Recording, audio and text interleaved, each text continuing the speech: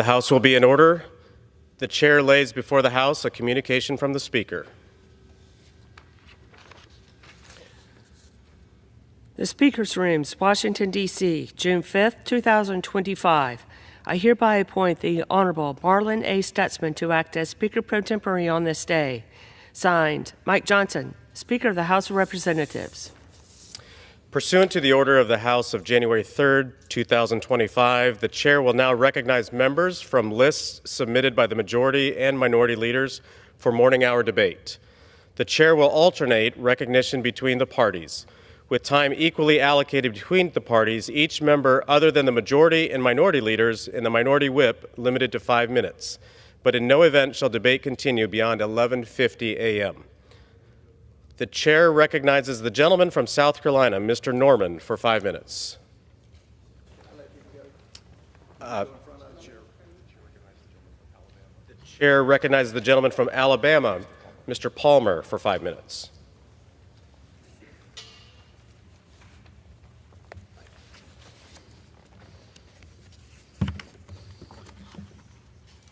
Thank you, Mr. Speaker. I rise today to congratulate Vincent High School on winning the baseball state championship for the 2A division in Alabama. On Monday night, the Vincent Yellow Jackets were headed into the bottom of the 7th inning, tied 1-1 with Pike Liberal Arts. That is when Landon Archer delivered an RBI single that sealed the deal and crowned the Yellow Jackets as state champions for the first time in 40 years. The Vincent players demonstrated the kind of grit, teamwork, and commitment to excellence that define championship-winning programs. And if the state of Alabama knows anything, we know what it means to win a championship. Congratulations to Coach Timothy Junkins, MVP Landon Archer, and the entire team on a fantastic season. You have made your school and the entire community proud, and I couldn't be more excited to join them in honoring your success. But I'd also like to recognize my alma mater, Hackleburg High School, on winning the 1A baseball state championship. In the 4th inning, the Panthers were tied with Leroy High School 4-4 when Ross Hudson, who was named MVP, singled, driving in the go-ahead run that proved to be the difference. Pitchers Maddox Vickery and Blaze Vickery held Leroy scoreless for the remainder of the game, securing the state 1A championship. This was Hackleburg's second state 1A championship in baseball. As a proud alumnus, I stand here excited to congratulate Coach John McKinney and the entire team on an incredible season for earning the title of state champion for the first time since 2007. And finally, Mr. Speaker, I rise to congratulate Second Lieutenant Caroline Robinson on her graduation from the United States Military Academy at West Point. A little over 4 years ago, I had the honor of nominating Caroline to West Point when she was a student at Mount Brook High School. While at West Point, Caroline earned the rank of First Captain of the Cadet Corps, which is the highest-ranking cadet in the Corps chain of command. Now, Second Lieutenant Robinson will report for active duty at Fort Sill, Oklahoma. I'm very proud of Caroline, and I'm thankful for her desire to serve our nation as an officer in the United States Army. I know she will serve our nation with great distinction and honor. Thank you, and I thank the gentleman from South Carolina for yielding his time, and I yield back. The representative yields back. The chair recognizes the gentleman from Illinois, Mr. Garcia, for 5 minutes.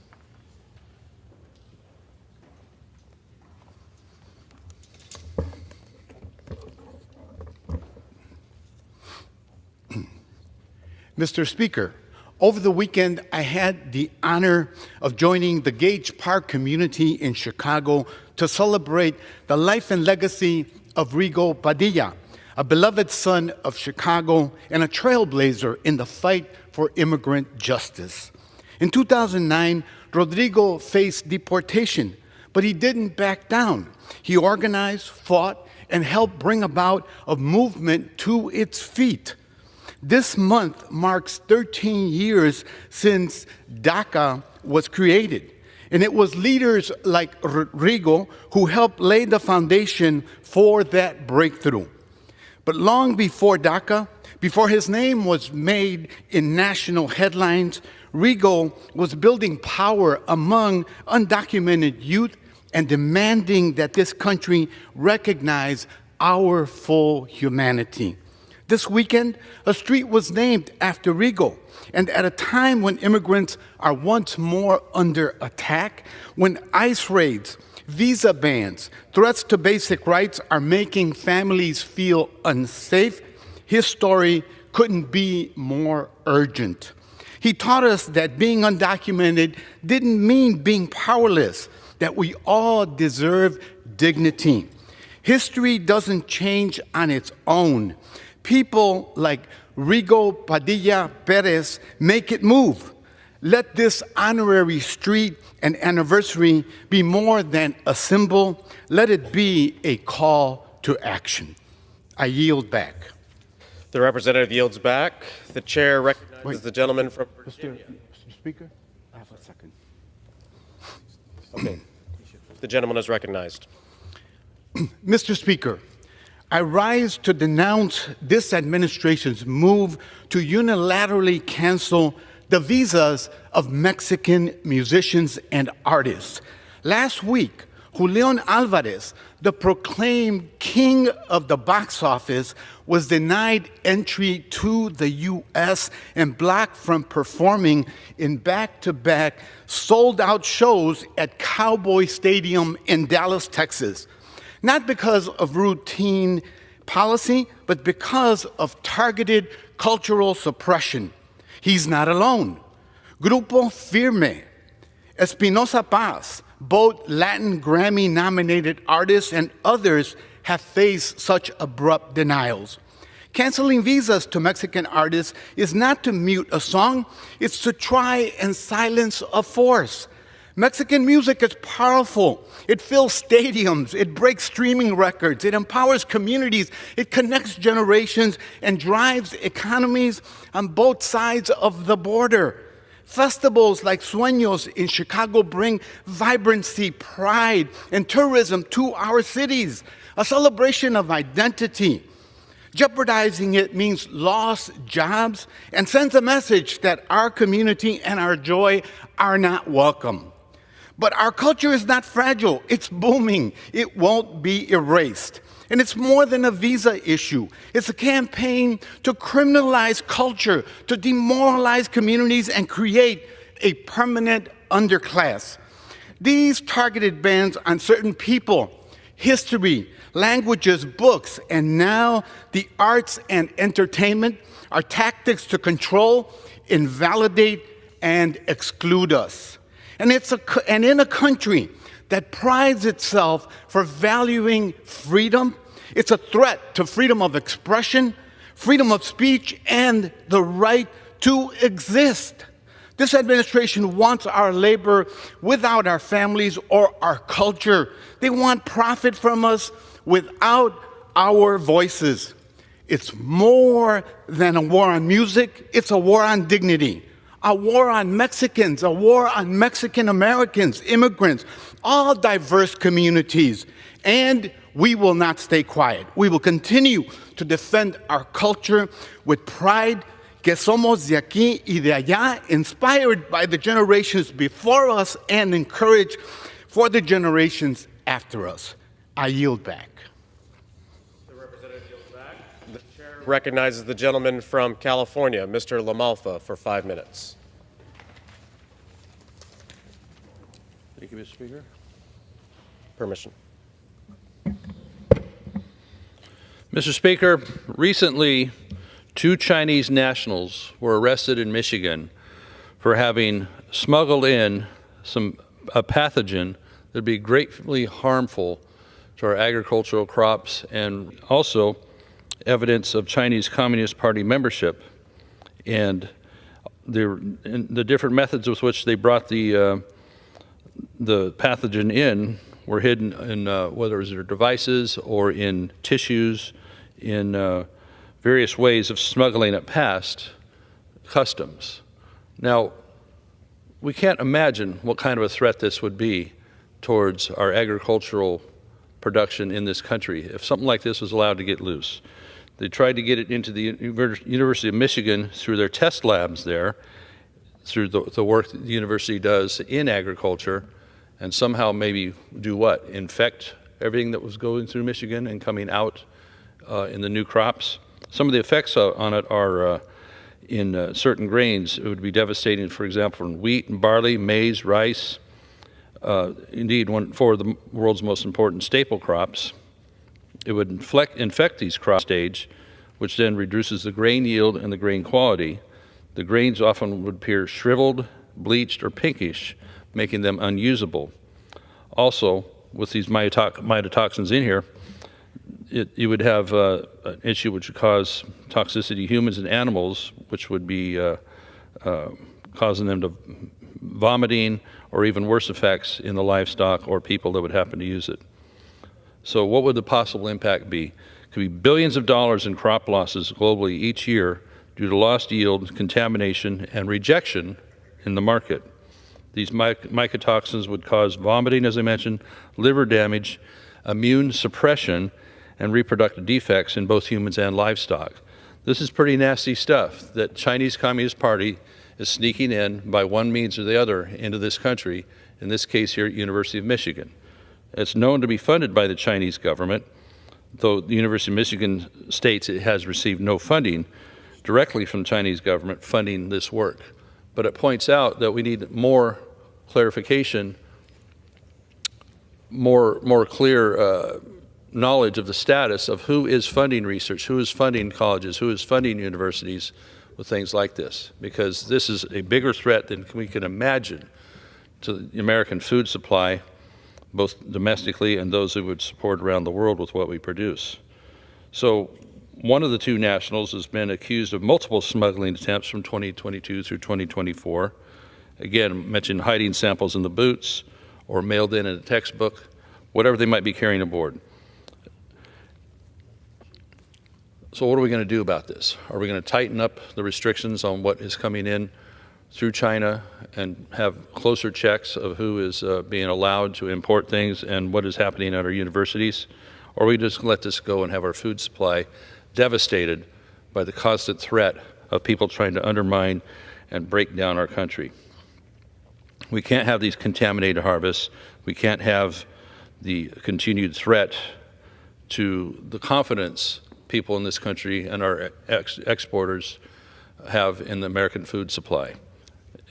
You can't overstate what this means for agriculture, what it means for the U.S. economy, what it means for our national security of the food supply we grow and the health overall of U.S. citizens. So with that, we need to do a much better job, whether it's going to be what's smuggled through our airports or who's being allowed to bring things into this country and what their research consists of and who's funding it, mainly, in this case, the Chinese Communist Party and their government. It's a dead serious issue. We better take it serious or we're going to be in big trouble. I yield back.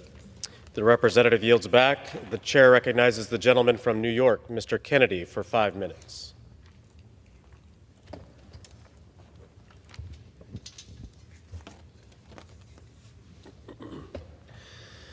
Mr. Speaker, I rise today with a heavy heart to honor the life of a Buffalo police officer, Daniel Candelario, a devoted public servant, a loving husband and son, and a proud father of 3.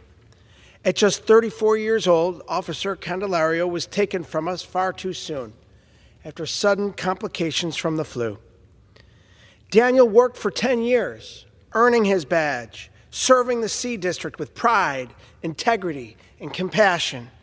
He embodied everything we ask of our public servants: selflessness, kindness, and unwavering commitment to his duty.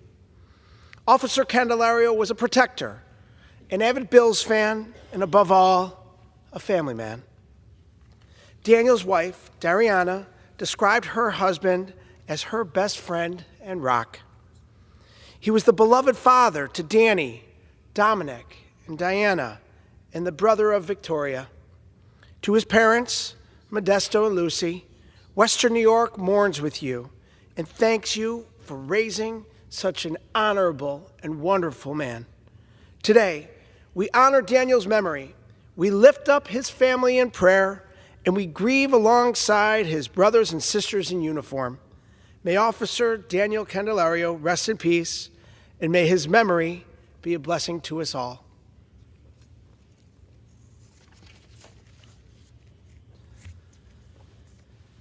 Mr. Speaker, I rise today to honor the life and legacy of the Honorable Judge Patrick H. Niemoyer, a devoted husband, father, public servant, and friend. Judge Niemoyer lived a life of service to our community, state, and nation.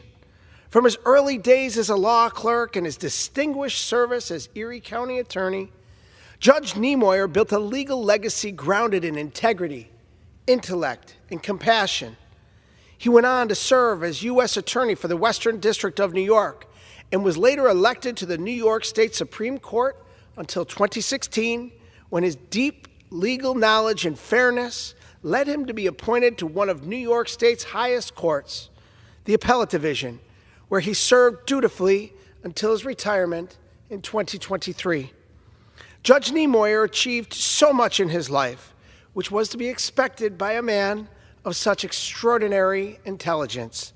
He was a brilliant man, a member of the Mensa Society, and while always the smartest in the room, he used his Irish charm and personality to make everyone feel like they belonged.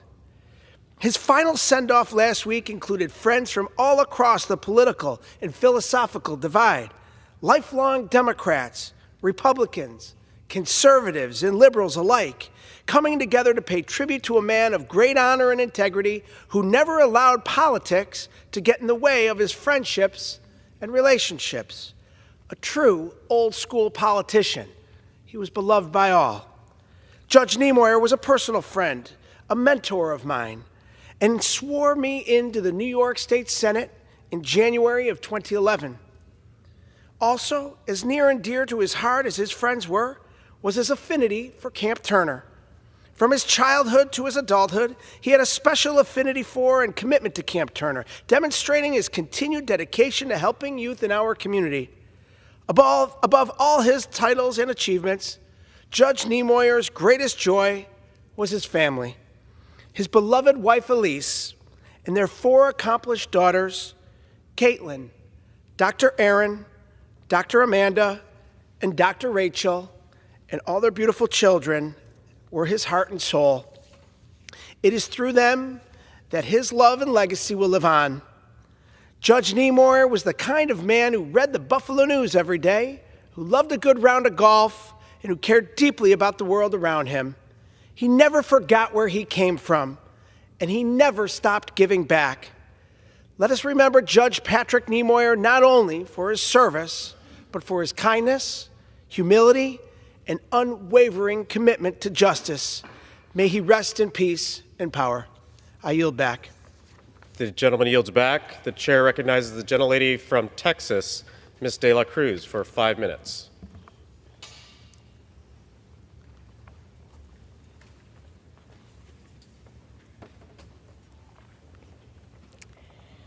I rise today to congratulate the director of the McAllen Public Library, Kate Herran, on receiving the prestigious Lifetime Achievement Award from the Texas Library Association, the highest honor for a library professional that they can receive for the great state of Texas. This recognition is a testament to Kate's leadership, mentorship, and impact. Since moving to McAllen 20 years ago, Kate has been instrumental in transforming the library into what it is today. She took a vacant big box store and grew it into the largest single floor library in the United States. She instituted award-winning programs like the South Texas Book Festival, championed bilingual initiatives, and expanded library resources. Kate has made the library more than just books. The McAllen Library hosts programs vital to our community, such as providing free lunches for students and job fairs to help connect South Texans with new employment opportunities. Kate, your dedication to McAllen and the surrounding area is inspiring. Thank you for your leadership and for always putting our community first. Congratulations on this well-deserved honor. Thank you, and I yield back. The gentlelady yields back. The chair recognizes the gentleman from Puerto Rico, Mr. Hernandez, for 5 minutes.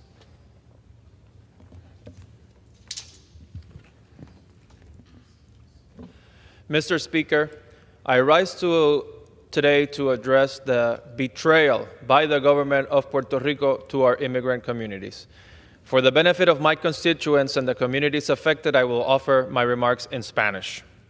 Esta foto es de un plato dominicano conocido como el tres golpes.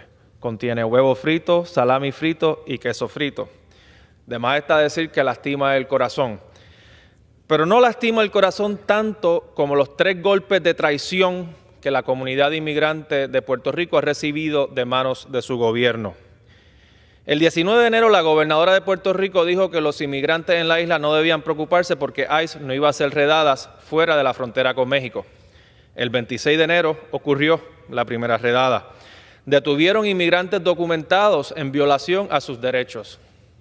Ese fue el primer golpe. El 27 de enero, la gobernadora dijo que iba a cooperar con las políticas migratorias del presidente. Ese fue el segundo golpe. Y ayer salió a relucir que el Departamento de Transportación y Obras Públicas, que desde el 2013 otorga licencias de conducir a las personas sin cuestionar su estatus migratorio, estaba compartiendo la información de inmigrantes con las agencias de inmigración. Ese fue el tercer golpe. Voy a ser claro, todos queremos que los inmigrantes estén con sus papeles al día. Todos queremos que quien viole la ley enfrente consecuencias. Pero nadie puede defender que un gobierno engañe a su comunidad más vulnerable. Nadie puede defender que el gobierno les pida información personal para darles una licencia de conducir y que luego entregue la misma al gobierno federal para que los investiguen y los deporten. Estamos hablando de seres humanos.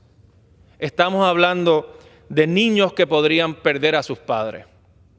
Estamos hablando de ancianos que podrían perder a sus hijos cuidadores. El gobierno de Puerto Rico dirá que si no coopera, perdería fondos federales para carretera. Mentira. El gobierno federal, la Constitución de los Estados Unidos, asigna el poder de la cartera al Congreso y la rama ejecutiva no puede congelar fondos que el Congreso asignó para un propósito específico. El gobierno de Puerto Rico puede defender sus derechos de gobierno propio y puede defender a su comunidad inmigrante en los tribunales. 20 estados ya lo han hecho. 20. Demandaron al gobierno federal por condicionar fondos federales a cambio de cooperación con las agencias de inmigración. Y el gobierno de Puerto Rico, cobarde. En esa demanda, los 20 estados citan al menos 8 precedentes judiciales en favor de jurisdicciones que han resistido presiones similares del gobierno federal. 8 precedentes. Y el gobierno de Puerto Rico, cobarde. La historia no tendrá misericordia. El gobierno de Puerto Rico traicionó a los dominicanos, a los haitianos, a los venezolanos y a tantos otros inmigrantes para complacer a Donald Trump. Como me dijo un amigo, les dieron 3 golpes y luego los tiraron a mondongo. Mr. Speaker, I yield back. The chair asks the gentleman to submit a transcript to the desk in English for the record. The chair recognizes the gentleman from Virginia, Mr. Griffith, for 5 minutes. Thank you, Mr. Speaker. Tomorrow, June 6th, marks the 81st anniversary of D-Day, June 6, 1944. In my district, Bedford County, Virginia, is designated as World War II Heritage City by the National Park Service, the only such World War II heritage city in Virginia. Bedford County is home to the National D-Day Memorial. This memorial commemorates the soldiers who courageously and fearlessly stormed Omaha Beach on June 6, 1944. Bedford had the largest D-Day loss per capita of any town in the United States, losing 20 men on Omaha Beach. Known to many as the Bedford Boys, they were amongst the first soldiers to land at Normandy as a part of Operation Overlord. Their stories of heroism and sacrifice will be passed along from generation to generation. One of the men who sought to memorialize their heroic actions was Staff Sergeant Bob Slaughter. A native of Roanoke, Virginia, Mr. Slaughter served in Company D, 116th Infantry Regiment. Soldiers from Central, Southside, and Southwest Virginia served in the 116th. Mr. Slaughter and the 116th were part of the first wave on the beaches. When you watch the opening scenes of the film Saving Private Ryan, you will see the terror and the chaos the men of the 116th saw. Mr. Slaughter was one of more than 34,000 Americans who stormed the beach over the several days of the operation and faced heavy artillery from the Atlantic Wall and Nazi war machine. Mr. Slaughter, 19 years old at the time, lived through the horrors and mass casualties of D-Day. His company faced heavy shelling as his landing craft reached the beach. The incoming fire from enemy weapons persisted as he stormed the beach and bravely trekked up the dangerous terrain. Even though many of his unit were killed before leaving the beach, he was part of a small group that found a goat trail that was protected from the Nazi fire. That group circled behind the enemy and took out the enemy positions, firing on the American soldiers below. More than 10,000 Americans lost their lives on D-Day, including many of the Bedford-based soldiers of Company A. Mr. Slaughter received 2 Bronze Stars and Purple Hearts for his service. Later in his life, however, he wanted to award and honor the countless lives that heroically fought on June 6, 1944. The memories of these soldiers had to be preserved, and that was his task. Those memories drove Mr. Slaughter to undergo a journey to honor the lives of those young men who served our country as on one of the most daunting days in American history. Mr. Slaughter, along with others, including Lucille Hoback Bogus, who lost 2 brothers that day on D-Day, pushed for Bedford to be the home of the National D-Day Memorial. He founded the National D-Day Memorial, served as its chairman for 7 years, and later wrote a memoir, Omaha Beach and Beyond, to commemorate the sacrifices of our D-Day soldiers. U.S. President Bill Clinton signed the legislation designating D-Day Memorial in Bedford as the nation's monument to D-Day, and President George W. Bush dedicated the memorial in 2001. Every year, the National D-Day Memorial hosts an anniversary event to pay tribute and recognize the sacrifices of America's valiant soldiers. That would be tomorrow, and Bedford's not that far away. As a former member of the Virginia House of Delegates and the congressman from Virginia's 9th District, I continue to visit the memorial and pay tribute to America's greatest generation. For last year's 80th anniversary, nearly 24 World War II veterans were present. Tomorrow's event is slated to welcome several.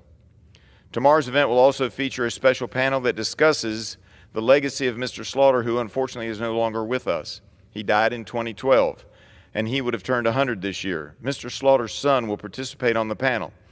The tremendous success of the memorial, the patriotism that it inspired, and the stories continue to be shared can be attributed to Staff Sergeant Bob Slaughter, Company D, 116th Infantry Regiment, 29th Infantry Division.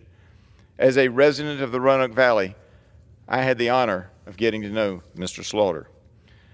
Tomorrow is about honoring 19-year-old Bob Slaughter and all the men who went to fight for freedom. What mattered was their sacrifice, their strength to fight, their willingness to put their lives on the line so others could be free. What mattered was Bob Slaughter's drive to memorialize the countless sacrifice of his brothers in arms.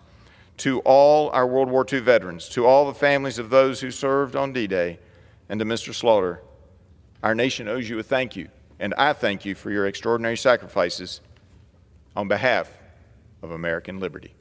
I yield back, Mr. Speaker. The representative yields back. The chair recognizes the gentleman from California, Mr. Correa, for 5 minutes.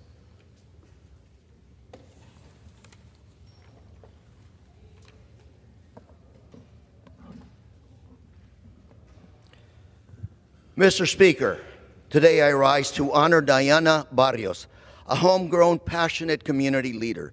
Diana graduated from Oxford Academy at the young age of 16 after finishing her sophomore year. She then earned a bachelor's degree in political science and sociology from UCLA with high honors and completed a master's degree from Johns Hopkins University. Diana's commitment to public service continues to be unwavering, and I was honored to name her as one of my 2025 Women of the Year. Thank you, Mr. Speaker. Mr. Speaker, today I rise to honor Coach Denise Osorio, a youth mentor, mother, and community leader who calls the city of Anaheim home.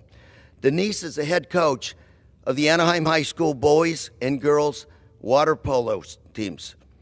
Denise took the challenge to rebuild Anaheim High School's aquatic program after 20 years with no swimming pool and no swim-in program. And under her leadership, the girls' water polo team captured the first ever CIF division title in women's sports in school's history. Beyond that, Denise is a devoted mother of three, Nicholas, Rosemary, and Emma, and I'm honored to name her one of my 2025 Women of the Year. Thank you, Mr. Speaker. And Mr. Speaker, today I rise to honor Beverly McNeff, the co-founder of Kids Singers, an after-school youth chorus program for kids in Santa Ana. Beverly is known as Mrs. Cool. Why? Because she teaches kids that it's cool to sing together in harmony. Beverly is a former actress, broadcaster, talent agent in Hollywood, and she is married to Kids Singers founder and director Paul McNeff, where they live in Anaheim with their son, Jeffrey. And I was honored to name her as one of my 2025 Women of the Year. Beverly, keep up the good work. Thank you, Mr. Speaker. And Mr. Speaker, today I rise to honor Ana Gonzalez, a mother community leader who calls California's 46th her home.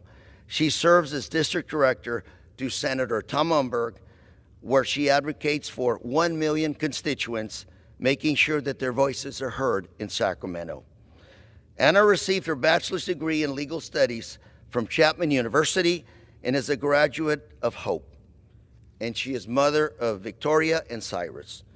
And I was honored to honor her by naming her as one of my 2025 Women of the Year. Thank you, Mr. Speaker.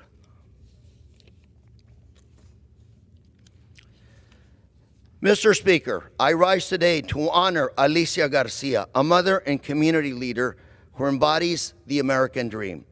Alicia was born in 1961 in Durango, Mexico, and made the brave decision to immigrate to the United States in search of the American dream. In the early 1990s, Alicia earned her certification as a certified nurse assistant.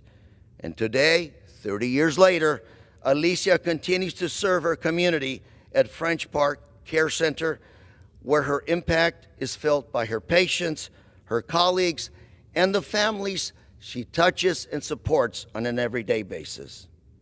And I was honored to name her as one of my 2025 Women of the Year. Thank you, Mr. Speaker, and I yield.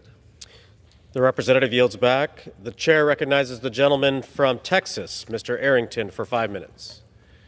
Mr. Speaker, I rise today to recognize a group of remarkable young women from the plains of West Texas who are making history on the national stage.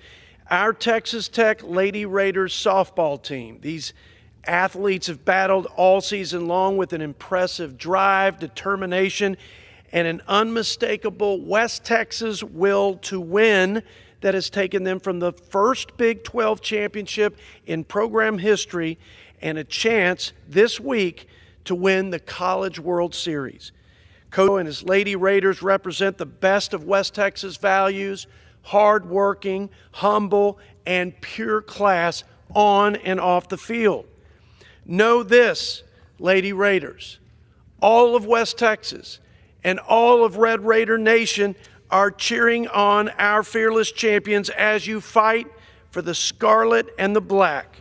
Now, go out there tonight, beat those Texas Longhorns, and then turn around and beat them again and bring that championship trophy home to Lubbock, Texas, where it belongs.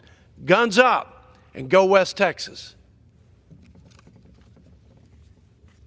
I yield. The gentleman yields back. The chair recognizes the gentleman from New York, Mr. Espaillat, for 5 minutes. Thank you, Mr. Speaker. I rise today to honor the memory of the Lion of Lenox Avenue, Congressman Charles B. Rangel. He was a friend, a mentor, and a champion for Harlem, for New York City, and our nation. And most of you know Charles B. Rangel was a titan and my predecessor who forged countless programs, trade agreements, and new initiatives during his 46 years in this U.S. House of Representatives. He became the urban voice, the voice of urban America. When America needed a compass, needed a direction for its urban cities, it was Charles B. Rangel that spoke truth to power and led the nation forward.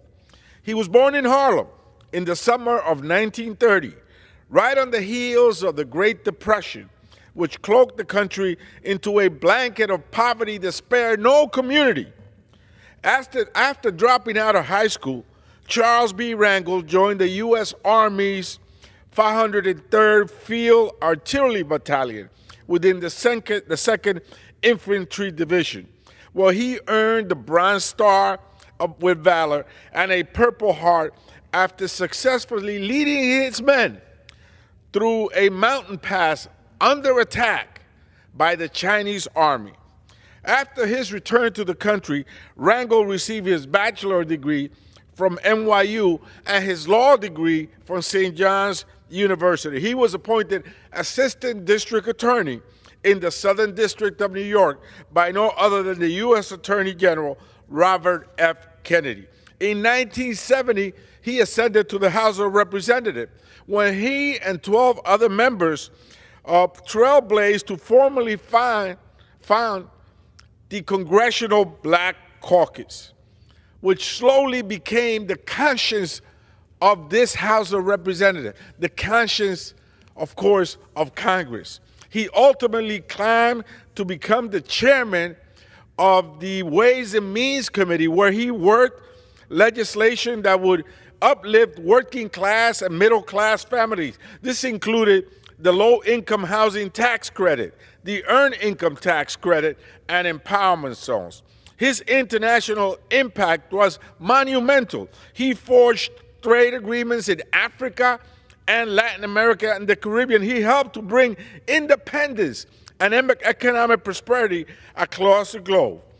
Informed by his military service, he became a lifelong champion for veterans, particularly those who faced discrimination upon their return to our nation. Charles B. Rangel was a giant of a man. He was a legendary leader, not just for Harlem, but for the rest of urban America. He held no grudge, a true gentleman, and one that chose to help everybody in the community. This week, our city will stop, our nation will stop in silence to honor the life and legacy of the Lion of Lenox Avenue, Congressman Charles B. Rangel. May you rest in peace. May you rest in power. Mr. Speaker, I yield back. The gentleman yields back. The chair recognizes the gentleman from Florida, Mr. Petronis, for 5 minutes.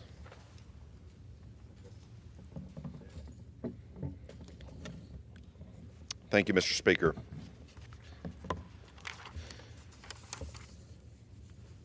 Mr. Speaker, it's with a heavy heart that I rise to honor a true statesman, patriot, and a proud son of the state of Florida, Speaker John Thrasher.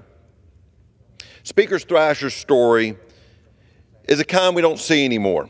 A U.S. Army veteran who served in Vietnam, a lawyer, a leader, and someone who will never forget where he came from. He rose from humble beginnings to be one of the most influential public service the state of Florida has ever known. As Speaker of the Florida House, he guided our state through challenging times with courage and principle. As a state senator, he fought for Florida's families, stood up for what was right, even though when it wasn't easy. As president of Florida State University, he poured his heart into shaping the lives of young people, lifting up the next generation with the same integrity and drive that defined his own life. But to those that knew Speaker Thrasher, it was more than a resume. When he walked into a room, he had room presence. He was respected. He was loyal, tough as nails when he had to be, but always with a servant's heart. I was proud to call him a friend, a mentor. I admired the way he led with grace under pressure and with an unshakable love for Florida and our country.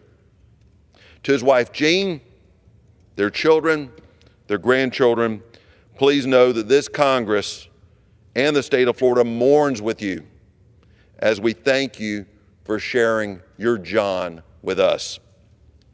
He made our state stronger and will carry forward the values that he lived by.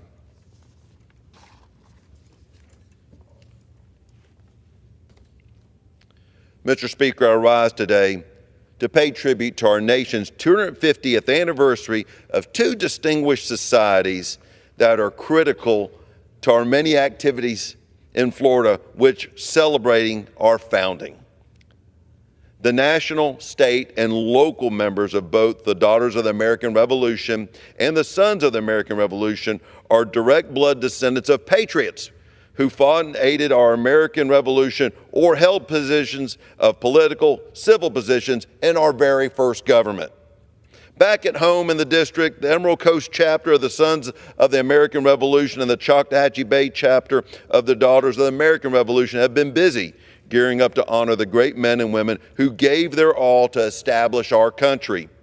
I had the honor to join DAR Regent, Daiquiri Champion, and SAR President, the Honorable Graham Fountain in Fort Walton Beach Chamber at the Chamber of Commerce as they honored the Chamber membership with the DAR's American 250th Commendation Medal for their campaign of remembrance of America's War of Independence.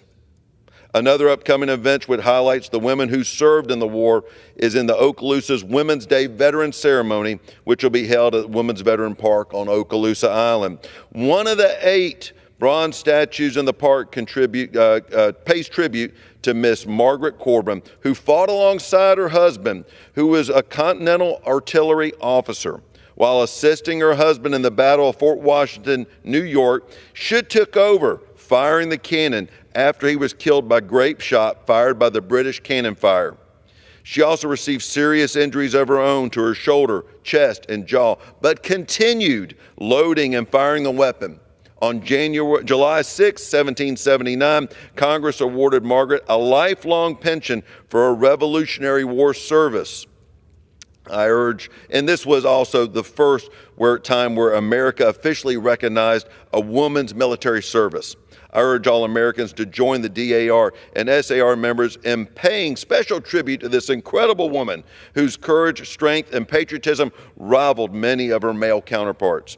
In April, a member of the SAR Emerald Coast organized a major work day at Old Stewart Cemetery in Laurel Hill, cleaning up the cemetery around Okaloosa's own Revolutionary War soldier, Private Horn, given in Spain, paying tribute to Private Horn for his service in founding the United States of America. Mr. Speaker, as I close, heartfelt thanks and admiration to those faithful patriots of our American Revolution who fought, who died for our great nation, and their descendants, the members of the Sons and Daughters of the American Revolution, to keep our American spirit alive and well today. Mr. Speaker, I yield. The representative yields back. The chair recognizes the gentlewoman from Massachusetts, Ms. Presley, for 5 minutes. Mr. Speaker, I rise today to share the story of Adriana Smith. Adriana Smith was a 30-year-old nurse from Georgia, the mother of a vibrant 5-year-old boy. She started to experience debilitating headaches and she sought medical care. She was discharged. her pain dismissed, as is so often the case in this country and certainly in our healthcare system for Black women. The next morning, Adriana woke up gasping for air and was taken to Emory Hospital, where she was declared brain dead. There are no words to provide healing for a pain this deep. A dedicated and loving mother, a compassionate nurse, gone at the age of 30.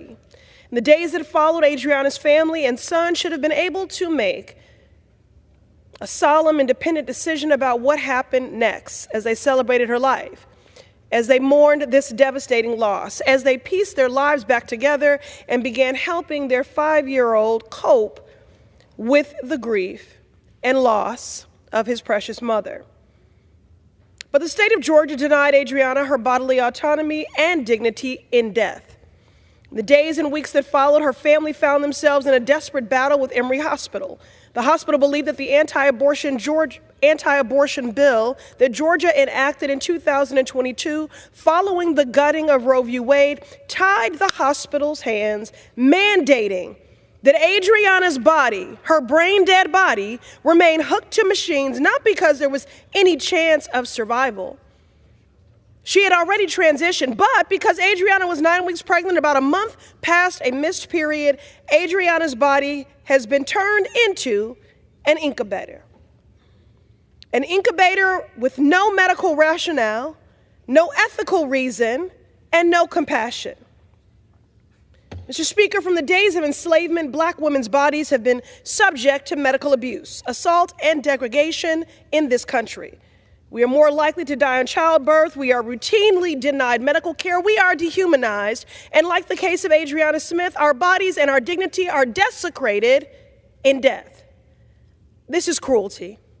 The latest episode in a long history of the experimentation and exploitation of Black bodies. I grieve for Adriana's family, for the torture they are experiencing, layered with the daily uncertainty they are navigating as they try to do right by their daughter and lay her to rest peacefully. Her parents are by her bedside. Her 5-year-old asks, "When will mommy wake up?" Adriana should be here today. Her blood clots treated, her voice trusted, her pain believed. She should be decorating a nursery for her little son with her family and celebrating her son's last day of kindergarten, but Adriana's body lies hooked to machines in a hospital bed as part of an unjust medical experiment for more than 3 months. No family should have to endure this. None of us are free until all of us are free. I yield. The chair now recognizes the gentleman from Minnesota, Mr. Finstad, for 5 minutes. Thank you, Mr. Speaker. I rise today to honor the life of Bob Curlin, a beloved community member and dedicated public servant who passed away earlier this year at the age of 85. Born and raised in Winona, Bob was a fixture in the southeastern Minnesota community. He graduated from Cotter High School and served in the Peace Corps in Venezuela before going on to represent his neighbors from Winona in the Minnesota State Senate from 1999 to 2007. As a young man in 1967, Bob and 4 of his high school friends founded the Fastenal Company when Bob saw a need to get hardware to the construction sites quickly. A new supply chain concept was born, and with Bob's innovation and his leadership, Fastenal quickly grew into a worldwide distributor employing more than 23,000 employees, with locations in all 50 states and 25 countries.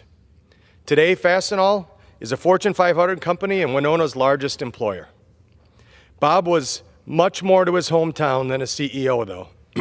His community involvement and generosity to local causes was seemingly limitless, setting an example for us all in how to serve our neighbors in greater need. I have no doubt that Bob's legacy will live on through the countless lives he impacted, both personally and professionally.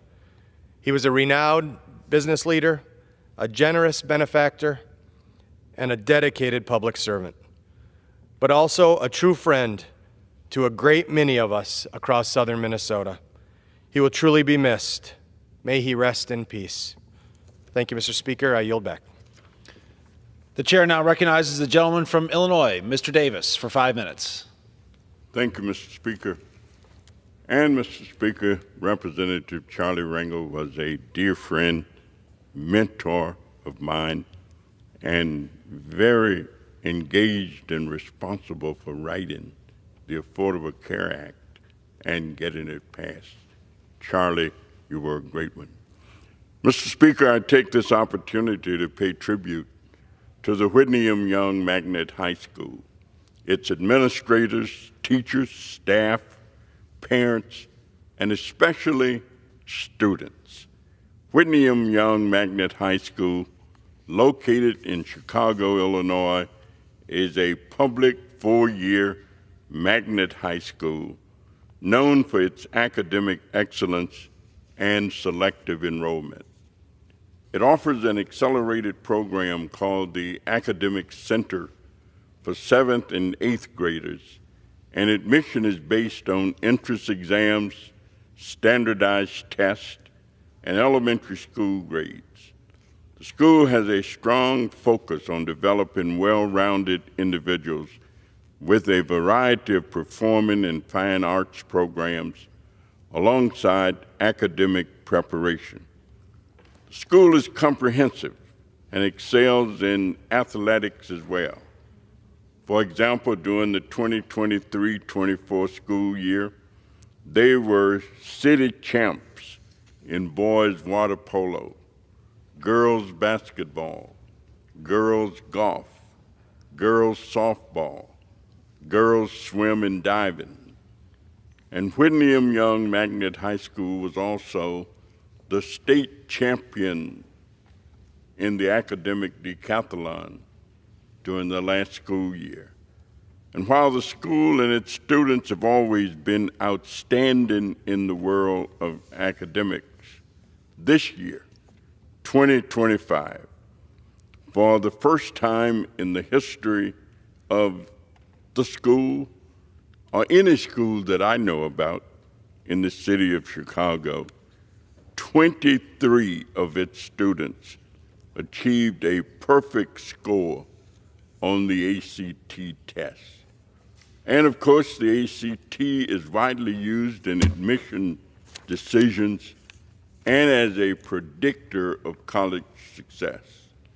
And I am certain that if the business, civil rights, and National Urban League leader Whitney M. Young was alive today, he would join with us to congratulate Principal Ricky Harris and the entire Whitney M. Young Magnet High School community, especially the 23 ACT perfect scores on this monumental accomplishment. Imagine 23 perfect scores in one school, one place. What an accomplishment, what an achievement. Congratulations, Whitney Young students and everybody associated with this great accomplishment. I thank you, Mr. Chairman, and yield back the balance of my time. The chair now recognizes the gentleman from Kansas, Mr. Mann, for 5 minutes. Mr. Speaker, after decades of pledging never again, we are watching the vile presence of anti-Semitism rear its ugly head once again. First, the unthinkable happened 2 weeks ago here in the streets of the nation's capital when two staffers from the Embassy of Israel, Yaron Leshinsky and Sarah Milgram, were brutally murdered. Sarah was one of our own, a Kansan, a native of Overland Park, and a proud graduate of the University of Kansas, who cared deeply about the shared human dignity of all people. And then just days ago, at a peaceful pro-Israel demonstration in Colorado, a Hamas sympathizer threw Molotov cocktails into a crowd and injured more than a dozen people while yelling, "Free Palestine." Audra and I are deeply grieved by these senseless anti-Semitic terror attacks, and we continue to lift up the victims, their families, and their loved ones in prayer. Now is not the time to waver in our commitment to Israel or the protection of the humanity of our Jewish neighbors here and around the world. Now is the time to rededicate ourselves to the God-given right to live in peace and safety of Jewish people both in Israel and across the globe. We must condemn terrorism, we must condemn anti-Semitism, and we must call it out for what it is, pure evil. Our support of Israel must never, ever waver, and our response to anti-Semitism must always be clear and immediate. Thank you, Mr. Speaker. Mr. Speaker, over the Memorial Day recess, Rasmussen found that a majority of Americans say the country is on the right track. Under President Trump, America keeps winning again and again and again. Promises made, promises kept. 77 million Americans trusted President Trump to restore common sense to our nation's capital by bringing down everyday costs, reining in our federal spending, lowering taxes, rolling back burdensome regulations, strengthening our nation's border security, and getting our fiscal house back in order. President Trump has already begun delivering on that mandate, and Congress is helping him to advance this agenda. Just a few days ago, here in this chamber, House Republicans voted to deliver the largest tax cut in American history. We made long overdue investments in our nation's border security by funding the completion of the border wall, investing in modern technology to assist in the interception of drug and human smuggling, and increased detention capacity for immigration and customs enforcement as they work to deport violent criminals and gang members who are in this country illegally. Our bill supports American farmers, ranchers, and ag producers like those in the Big First District of Kansas who want to see the farm safety net strengthened by expanding crop insurance and updating reference prices. We permanently expanded the death tax exemption, saving 2 million family farms and saving those families more than $10 billion. We supported President Trump and Secretary Duffy's request to make much-needed investments in the Federal Aviation Administration to modernize our air traffic control technology and infrastructure and uphold the gold standard of American aviation.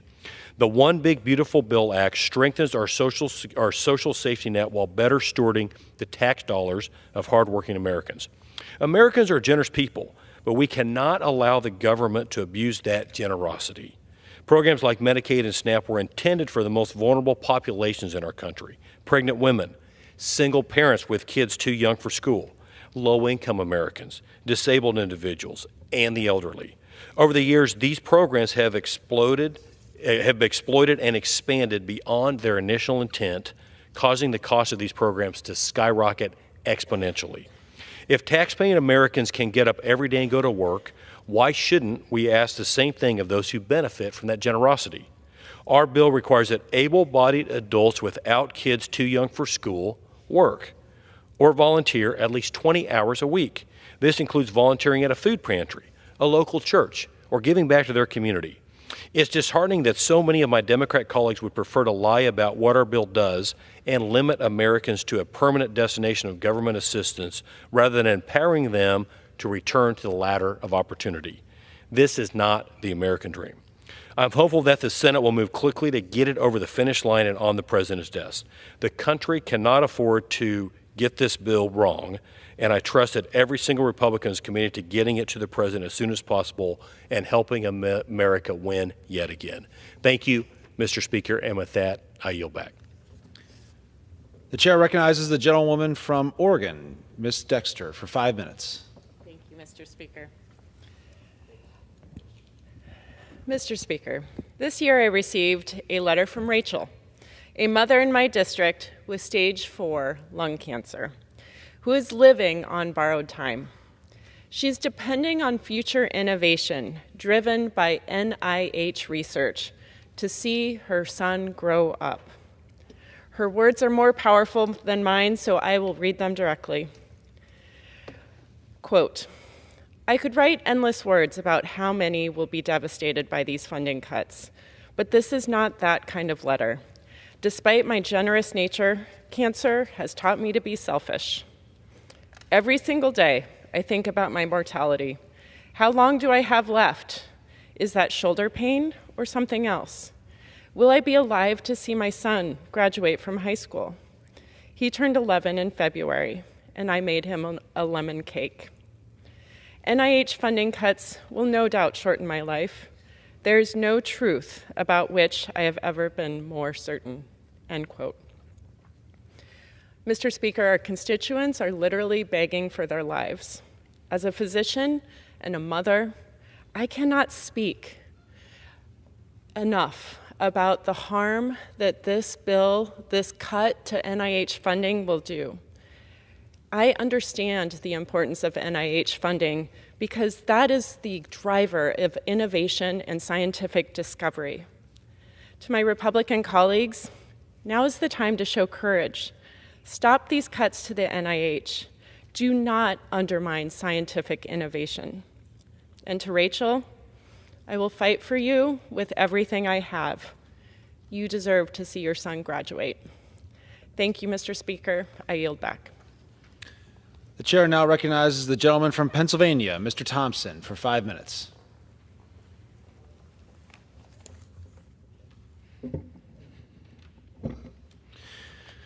Mr. Speaker, I rise today to recognize the 81st anniversary of the Allied D-Day invasion of France. Tomorrow, we solemnly commemorate this momentous day and honor the extraordinary bravery of our armed forces who took part in that historic operation. On June 6, 1944, 81 years ago, thousands of America's finest stormed the beaches of Normandy to defend the freedoms and liberties that we hold dear. They faced insurmountable odds, yet pushed forward with courage, conviction, and an unwavering sense of duty. On that day, the United States lost more than 6,000 soldiers. In the weeks and months that followed, countless more gave their lives liberating Western Europe from tyranny. Their sacrifices turned the tide of World War II and reshaped the course of history. The D-Day invasion marked a critical turning point. Allied forces banded together in one of the most ambitious military operations ever attempted. Our troops faced the terrifying unknown and prevailed. They left lasting impressions, not only on the war-torn landscapes that they crossed, but on the hearts of a grateful nation. In 2018, I had the honor of attending the wreath-laying ceremony at the Normandy American Cemetery in France.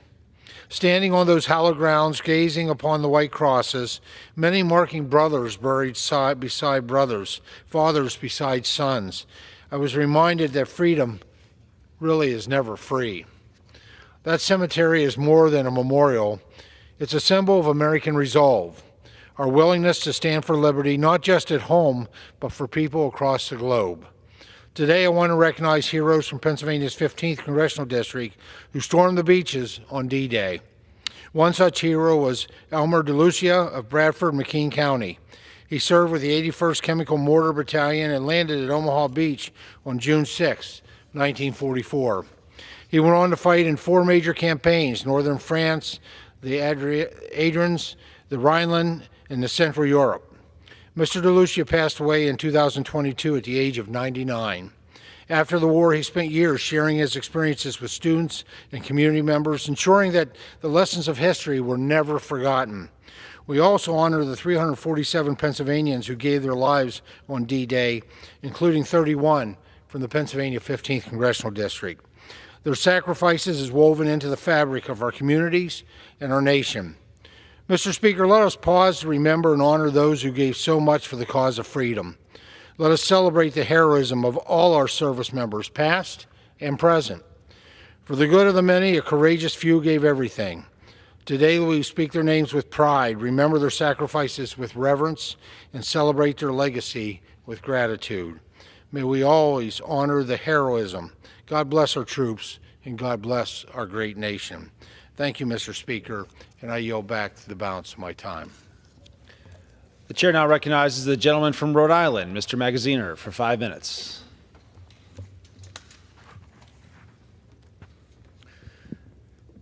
Mr. Speaker, I rise today in opposition to the proposed Republican cuts to public broadcasting.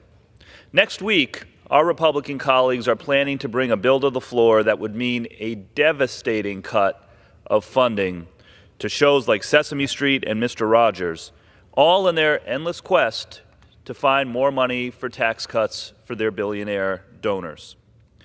It's important for people to understand that television is changing. More and more content is being put behind paywalls.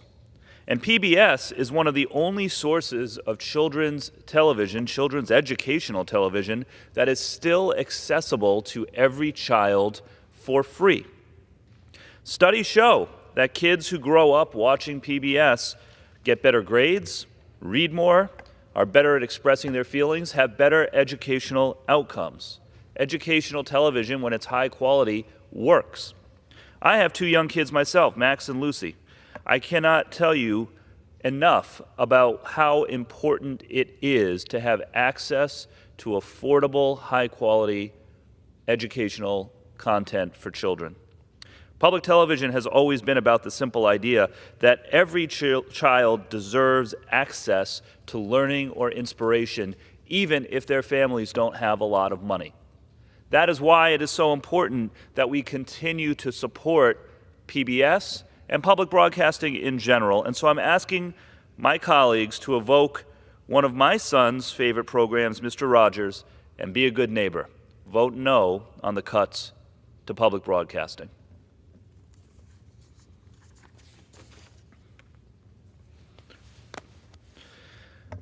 Mr. Speaker, I rise today for the 16th time to beg the Trump administration to honor its word and restore funding for life-saving food aid for starving children. This is Plumpy Nut, an emergency paste that is used to treat malnourished children. And until recently, the United States shipped this product all across the world, saving the lives of children suffering from malnutrition. This is important because it's the right thing to do, but it's also the smart thing to do for the United States. And I want to read a quote from someone who I think understands that. Quote, "It is going to be a lot harder to recruit someone to anti-Americanism or anti-American terrorism if the United States of America is the reason that they are alive today." This quote, Mr. Speaker, is from our own Secretary of State, Marco Rubio, before he started working for President Trump. And just a couple weeks ago, Secretary Rubio was in front of Congress, and under questioning from our colleagues, Representative DeLauro, my colleague from Rhode Island, Gabe Amo, Senator Booker, and others, Secretary Rubio said again that he understood the importance of continuing to fund emergency food aid. So why isn't it being done? Why are there boxes and boxes of this product sitting in warehouses in the United States waiting for funding to be restored when the Trump administration has said that they intend to do so? When we do not deliver on our promises as a country, it erodes trust. It makes it harder for the United States to build relationships around the world, and it gives an open opportunity for our adversaries, particularly China, to swoop in and save the day. So we cannot allow this to happen, not only because of the moral imperative of saving the lives of starving children around the world, but out of our own self-interest. It is in our interest to build goodwill. We can do it if the Trump administration will just do what it says it's going to do and restore the funding for emergency food aid. Secretary Rubio said that it's going to happen. Elon Musk said that it's going to happen, but it's been 4 months now and we're still waiting. So what's the delay? Let's get this food aid moving again now, and I will continue to speak on the House floor every day until we do. I yield back. The chair now recognizes the gentleman from Ohio, Mr. Taylor, for 5 minutes.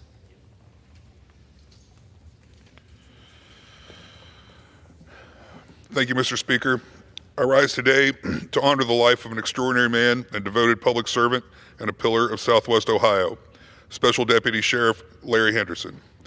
Larry Henderson, Jr. lived a life of truly outstanding service that was brought to an end all too suddenly on May 2nd, 2025. Having retired from the Hamilton County Sheriff's Office in December of 2024, Larry stepped up to volunteer to direct traffic for the University of Cincinnati's graduation ceremony when he was tragically struck by a vehicle. This heinous act was committed intentionally by an individual whose son had been fatally shot by a Cincinnati police officer the day before.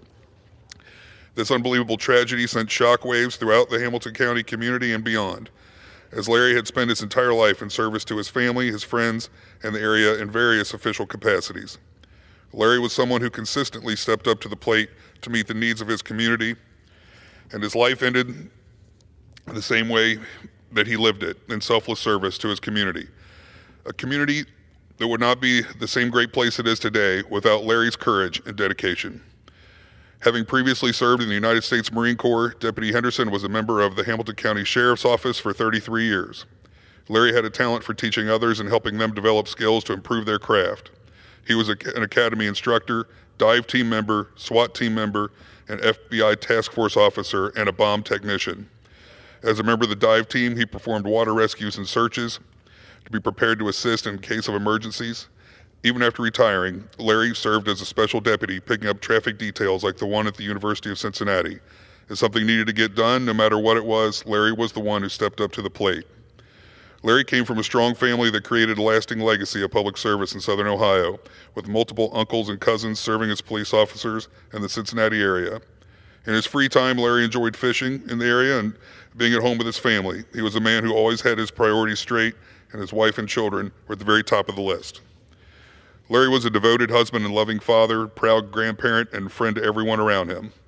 Larry leaves behind his loving wife, Lori, 5 grown children, an extended family whose lives were enriched by the strong leader and protector that he was. My heart and my prayers go out to his loved ones who are now learning how to live without their hero. Every man and woman who becomes a law enforcement officer puts their life on the line every day to protect their community from harm. When they put on their uniform in the morning to leave for work, they expect to walk back through their door at the end of the day and come back home to their loving families. Tragically, some never do. These men and women are true American heroes. Deputy Larry Henderson's lifetime of service, selflessness, unwavering commitment to others, and true heroism will never be forgotten. His legacy will live on in the hearts and minds of his loved ones, and the ultimate sacrifice he made will never be forgotten. Thank you, Mr. Speaker. I yield back. The chair now recognizes the gentleman from Illinois, Mr. Quigley, for 5 minutes. Thank you, Mr. Speaker. Mr. Speaker, I rise today to demand the resignation of Robert F. Kennedy, Jr. as Secretary of Health and Human Services. Since taking office, RFK Jr. has failed to recommend the measles vaccine for children, even after the death of 2 children. He said pregnant women should not receive COVID vaccines. He has pulled funding for vaccines for diseases like bird flu and HIV. He has spread lies and stigma about autism. And last week, he released a report citing research that does not exist, written by AI. How many children have to die from measles and other preventable diseases for RFK Jr. to resign? How many pregnant women have to get sick with COVID and risk miscarriage? And how many people have to get hurt before Congress holds RFK Jr. and this administration to account? This is why Robert F. Kennedy Jr. needs to resign as Secretary of Health and Human Services, and I yield back. Pursuant to Clause 12A of Rule 1, the chair declares the House in recess until noon today.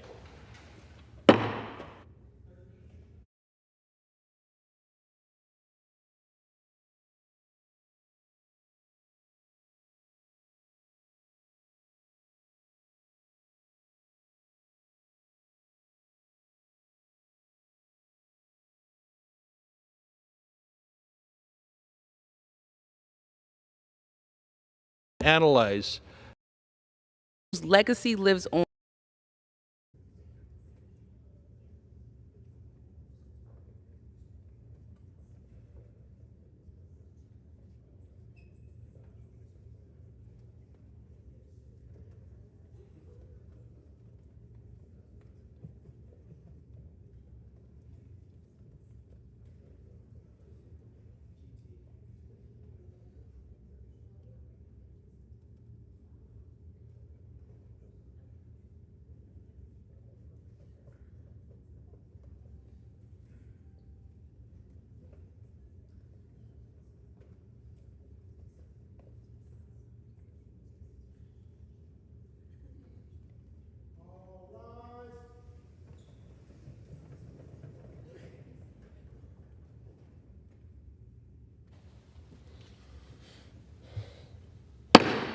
The House will be in order.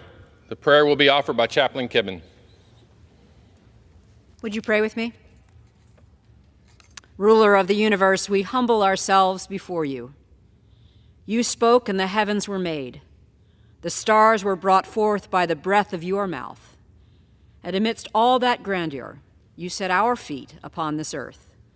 Every moment of our lives, that same creative power touches each one of us tenderly and lovingly, guiding us in the way you would have us go. How easy it is, however, for us to lose awareness of your abiding presence.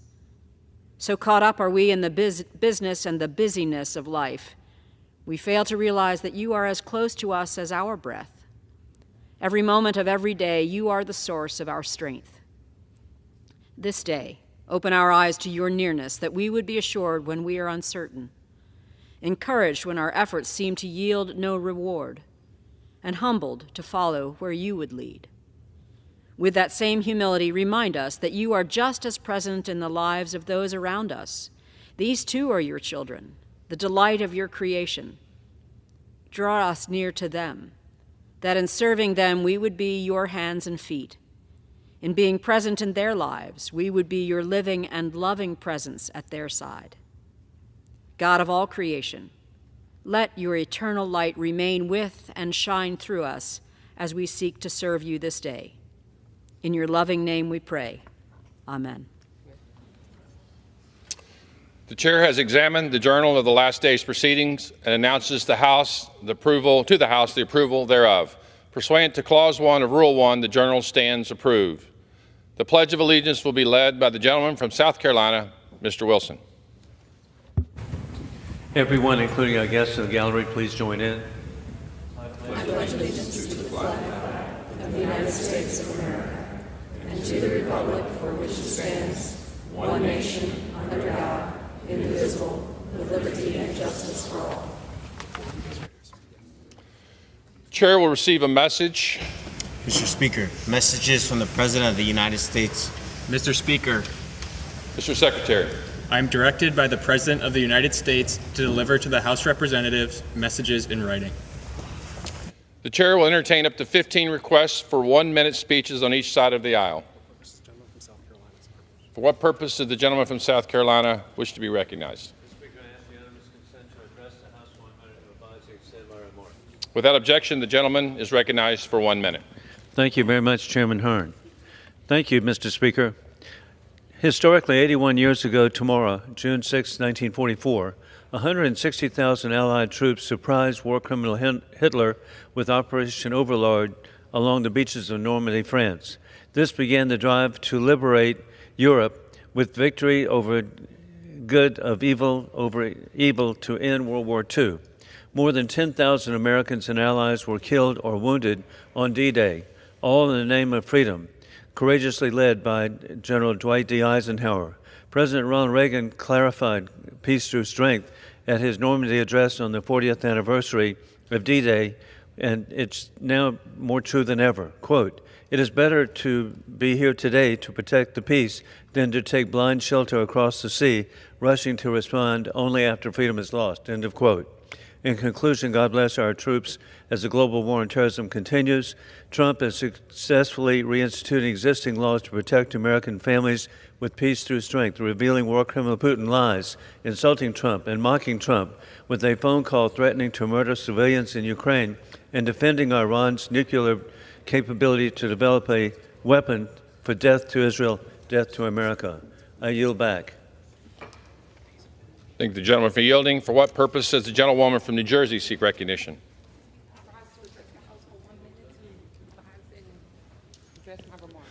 Without objection, the gentlewoman is recognized for 1 moment. Mr. Speaker, I rise to honor the legacy of Catherine Willis, a woman who lived to help her community realize the dream of justice and equity, and whose legacy lives on in every neighborhood she touched.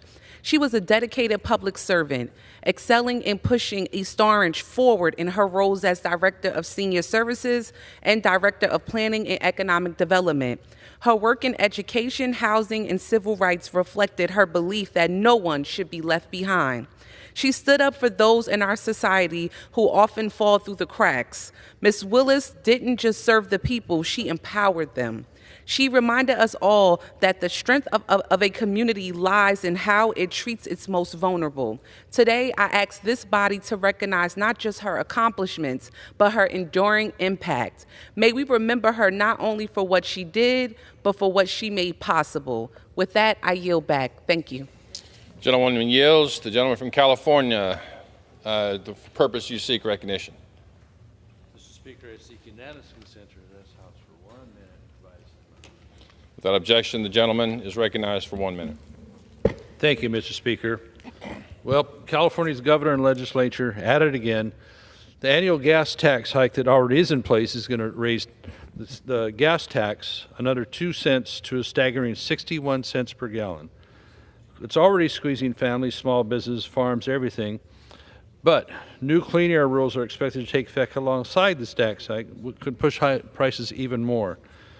Now, state Republicans tried to stop these costly regs. Democrats blocked that without even debate, showing little concern for how hard Californians are already being hit and struggling with these high costs of electricity, fuel, and everything else. So there's controversy swirling around the Air Resources Board Chair Leanne Randolph, who recently admitted her agency does not analyze how its rules and new taxes affect prices for everyday drivers. They don't even analyze how the effect is going to be. They just go ahead and raise them. CARB wields too much unchecked power without accountability. CARB proposing a new fuel standard will further increase the cost of fuel another 65 cents a gallon for Californians. So with 2 oil refineries set to shut down due to the high regulations, it's going to really increase the gas prices to probably $8.43, according to a USC study. Who the heck can afford this? I yield back. Gentleman yields. For what purpose does the gentleman from California seek recognition? Without objection, the gentleman is recognized for 1 minute. Thank you, Mr. Speaker. The administration's reckless public servant firing spree is hurting the health, safety, and financial security of people across the United States. Since he came into office, the president has laid off at least 58,000 federal civil service workers, with plans to eliminate an additional 150,000 workers. And another 76,000 workers accepted buyouts after being threatened with relocation or termination. These layoffs include hundreds of staff members at the Center for Disease Control who protected children from lead poisoning and air pollution, amongst other services. Staff cuts at the Social Security Administration have resulted in longer wait times for seniors applying for benefits. I've been proud to join legal briefs filed against the administration, which are resulting in the reinstatement of thousands of federal workers. I will continue to push back against the president and oppose illegal cuts to the federal workforce, which block Americans from assessing the critical government services they rely on. If we want to talk about efficiency, let's join together to evaluate it, not do it this way.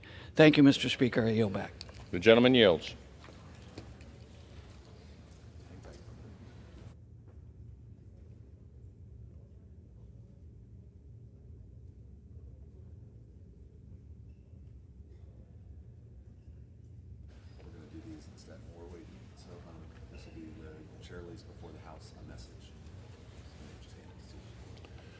The chair lays before the House a message.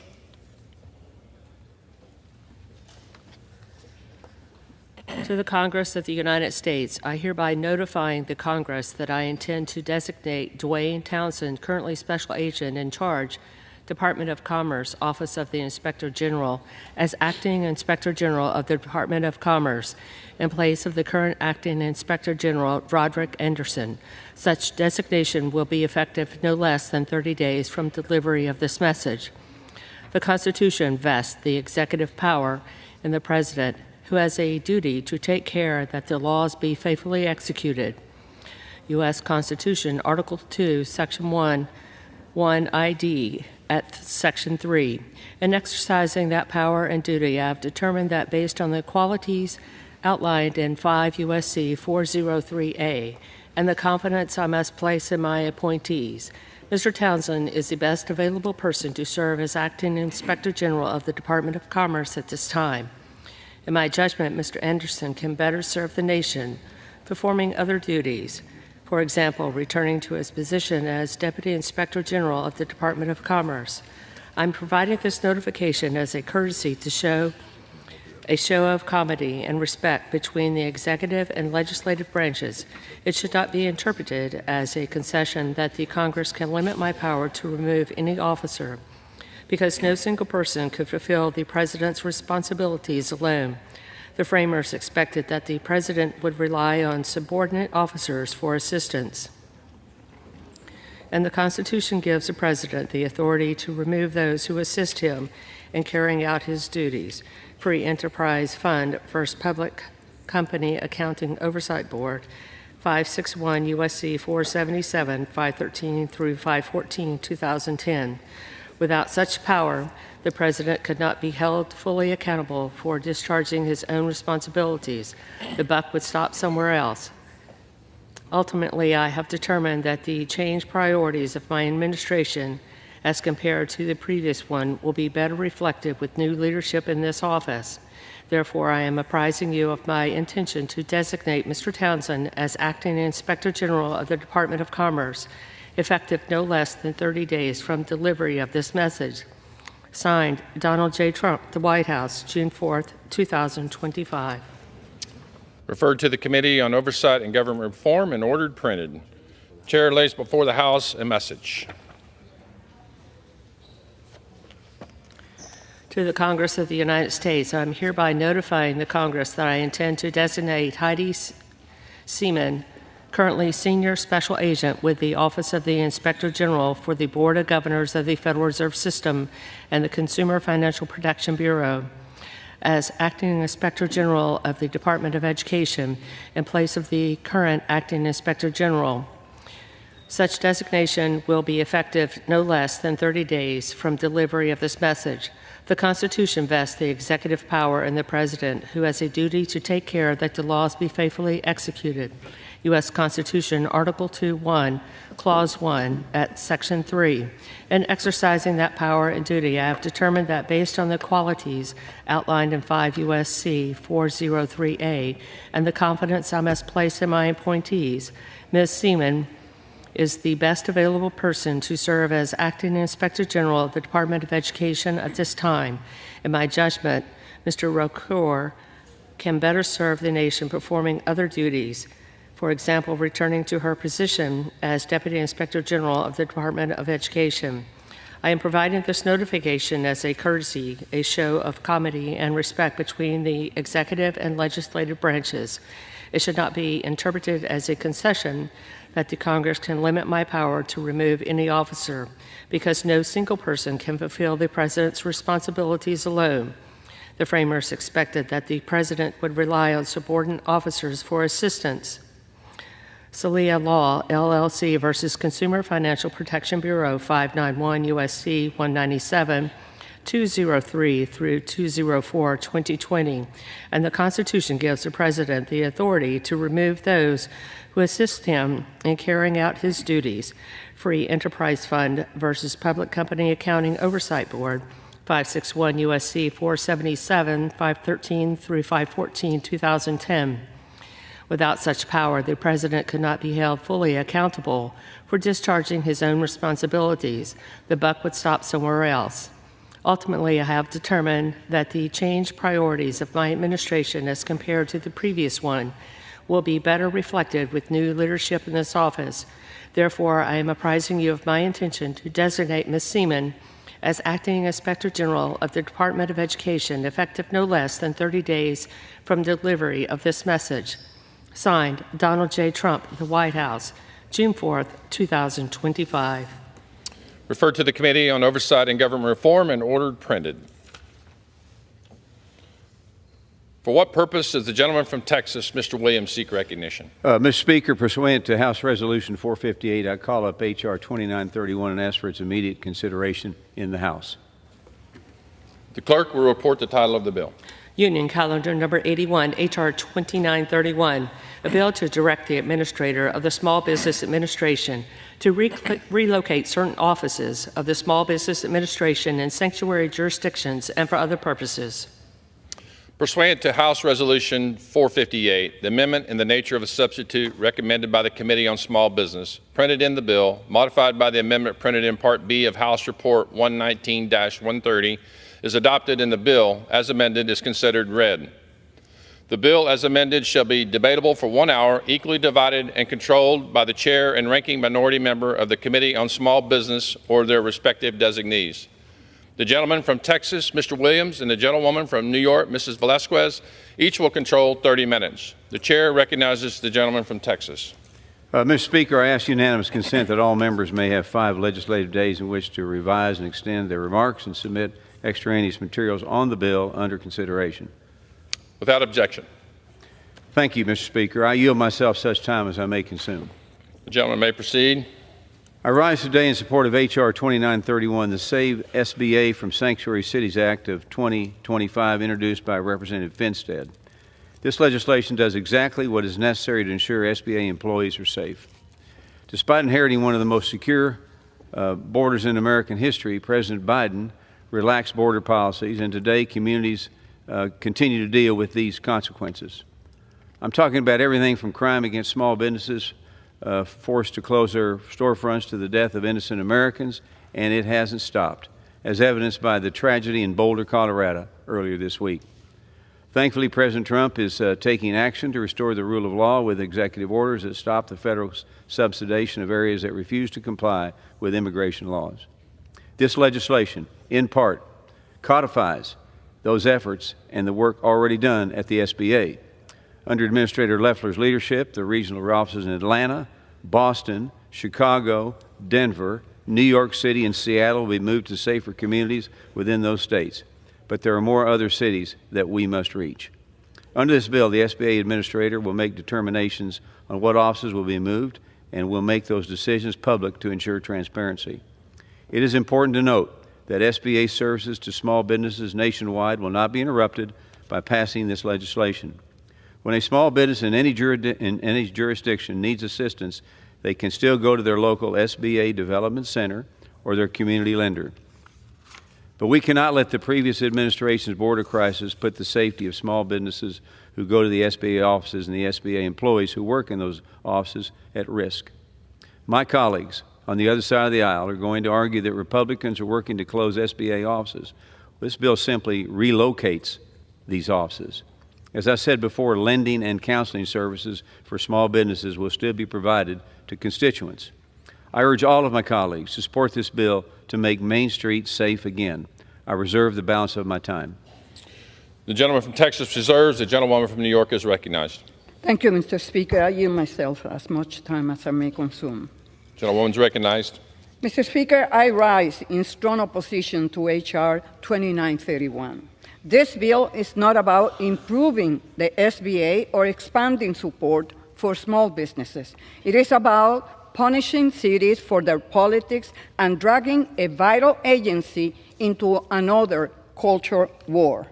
Earlier this year, the SBA administrator abruptly announced that 6 regional offices located in cities like New York, Chicago, and Seattle will be relocated.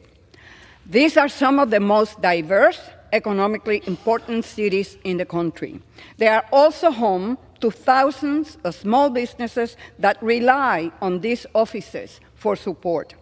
The decision was made without consultation, without any clear plan, and without even a basic briefing to Congress. In fact, 24 of my colleagues and I sent a letter to the administrator demanding answers. We still haven't received an adequate response, just rhetoric. Now, this bill will lock in that same reckless approach and expand on it. It strips regional, district, and local SBA offices out of so-called sanctuary cities, despite there being no legal definition and no justification for such a move. This isn't about immigration enforcement. It's about politics. This administration wants to punish some of our larger cities because they have the nerve to vote Democratic. And it is important to note, all these cities comply with the federal laws. And who will this bill hurt? Not politicians, not city officials. It is the small business owners and their employees who will suddenly have to navigate SBA programs without the support they have relied on for years. At the same time, the SBA is already in crisis. Huge numbers of staff have been fired or forced out. Customer service has plummeted. Small business owners are calling, and no one is there to answer. And now, in the middle of all that, We're talking about uprooting even more offices. This bill doesn't fix anything. It adds more confusion and disruption for the people we are supposed to be helping. It wastes taxpayers' dollars to carry out a political agenda, and it ignores the real economic challenges small businesses are facing. Let's not forget, entrepreneurs across the country are already dealing with higher prices caused by tariffs. That is a direct result of this administration's trade policies. These added costs are squeezing margins and making it harder for small businesses to stay afloat. The last thing they need is less support from the very agency that is supposed to help them. They also don't need to be spending hours traveling to offices to get assistance. If we really wanted to support small businesses, we will be talking about access to capital. We will be looking at how to rebuild SBA capacity, not gut it further. We would be focused on lowering costs, expanding outreach, and getting more entrepreneurs the tools they need to grow. Or just maybe we could stop playing games and pass a bill exempting small businesses from the pain of this administration on-again, off-again tariffs. But instead, here we are, debating a bill that makes things worse. I urge my colleagues to reject this bill, stand up for small business owners in every zip code, and restore the SBA mission as a nonpartisan advocate for America's entrepreneur. Thank you. I reserve the balance of my time. The gentleman from New York reserves. The gentleman from Texas is recognized. Yeah, thank you, Mr. Speaker. I yield to Representative Alford from the great state of Missouri, such time as he may consume. The gentleman from Missouri, Mr. Alford, is recognized for as much time as he may consume. Thank you, Mr. Speaker. Thank you, Chairman, for this important piece of legislation. Thank you to our ranking member for your passion and your concern for small businesses in America. Mr. Speaker, I rise today in strong support of H.R. 2931, the Save SBA from Sanctuary Cities Act, championed by my good friend Congressman Finstad. Look, Mr. Speaker, this is not about a culture war in America. This is about putting American small business owners first, while ensuring lawless sanctuary cities do not reap the benefits of hosting SBA offices. It's pretty simple, folks. This is all about protecting American small businesses and making sure that federal taxpayer dollars are not funneled into lawless sanctuary cities that put illegal aliens ahead of their own citizens. Why should hardworking American entrepreneurs and law-abiding communities be second in line to support from their own government? They shouldn't be. This bill will relocate SBA regional offices from sanctuary jurisdictions to communities that actually respect the rule of law, that actually put American citizens first. And that is not controversial. It's just common sense. President Biden's open border policies let in millions of illegal aliens, unvetted illegal aliens, including dangerous, violent criminals. The woke policies of Democrat-run sanctuary cities, fueled by woke politics, have become magnets for chaos, stretching public resources to the brink and crowding out citizens who actually follow the law. And what happens? Well, it often depletes the public resources meant for U.S. citizens. Moving SBA offices into non-sanctuary jurisdictions is a step in the right direction. Let me be clear, Mr. Speaker. The federal government should not reward sanctuary cities with permanent SBA infrastructure. It's just wrong. And it's not wrong and, quite frankly, insulting to every law-abiding taxpayer and every small business owner struggling to stay afloat. We've got to move these offices. This legislation is another example of House Republicans working to codify President Trump's executive orders. In March, SBA Administrator Loeffler announced a series of actions to put Americans first, including moving SBA regional offices out of sanctuary cities. This bill makes it law, backs that up. This common sense legislation, as well as others we are voting on this week, put Americans and American small businesses first, puts Main Street first. But, Mr. Speaker, we can't stop there. There are many cities that share the same lawless, woke policies as sanctuary cities that are soft on crime, even if they don't wear the sanctuary label outright. Kansas City is one of those, just one example. It's not officially designated as a sanctuary city, but it might as well be a first cousin of one. That's exactly why I've asked Administrator Loeffler to relocate the SBA regional office from Kansas City in Missouri's 5th Congressional District down to our district in the 4th. Because at the end of the day, American citizens and small businesses should not be the ones being served by SBA offices, not illegal aliens in sanctuary cities. Let's get serious. Let's put America first, like we had the mandate to do in November. The America First agenda led by President Donald J. Trump. I urge my colleagues to support and vote yes for H.R. 2931. And, Mr. Speaker, with that, I yield back. Reserve. The gentleman from Texas reserves. The gentlewoman from New York is recognized. Mr. Speaker, I yield 3 minutes to a gentle lady from New Jersey, Ms. McIver. The gentlelady from New Jersey is recognized. Thank you, Mr. Speaker, and thank you to my ranking member. To my colleague across the aisle, obviously he wants us to be sleep because that's the opposite of being woke. I guess we should introduce sleepy policies and be sleep at the job. I rise to voice my strong opposition to the efforts to undermine American small businesses by the very agency tasked with fueling them. Because let me be clear, this is what H.R. 2931 would do. Allow the Small Business Administration to gut punch the small businesses it is supposed to serve, just to punish cities that embrace their immigrant communities. Targeting sanctuary cities, as this bill does, is beyond the scope of the SBA's duties, and it flies in the face of what the SBA is supposed to do: lift up small businesses in communities across the country, no matter what city they are located in or what party they belong to. Rather than driving economic growth, this legislation would strip essential resources from some of our nation's most vibrant and diverse communities. This would hurt the livelihoods of hundreds of thousands of business owners. If the New York office was to close, the effects would spill over into my own community. The SBA office in Newark services over 800,000 small businesses in New Jersey alone.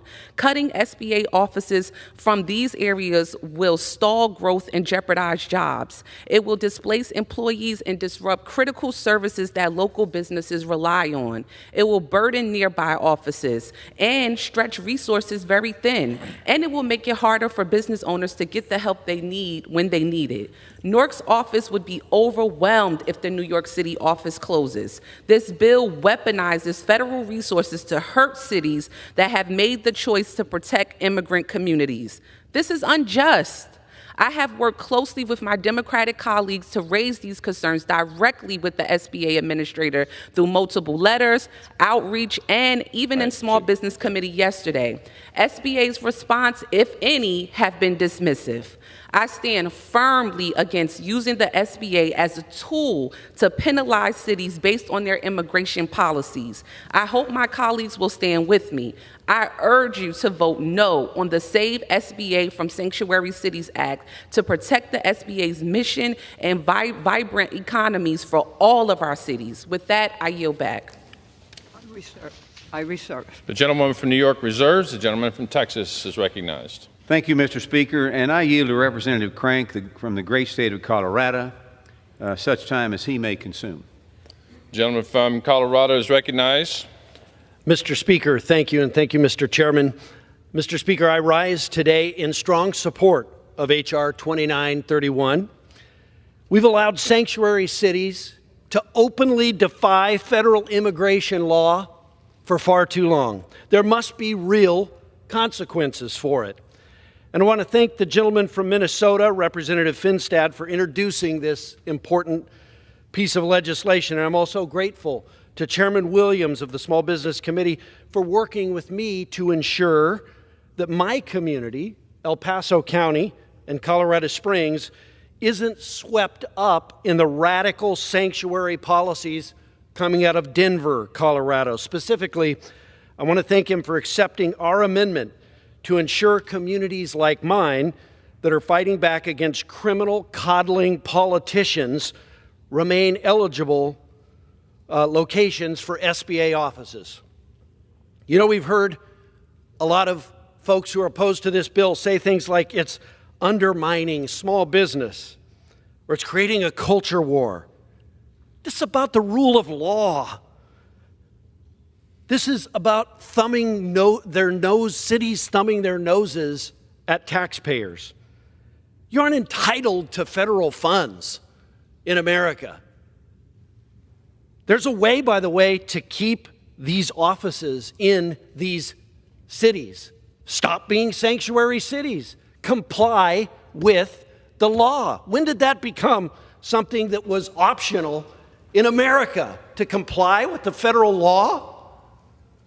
It's incredible. As we hold sanctuary jurisdictions accountable, we must recognize that not every community in a sanctuary state is part of the problem. And I believe the amended bill draws that line distinctly, and it recognizes districts like Colorado 5 that I represent that have been bravely pushing back on their own.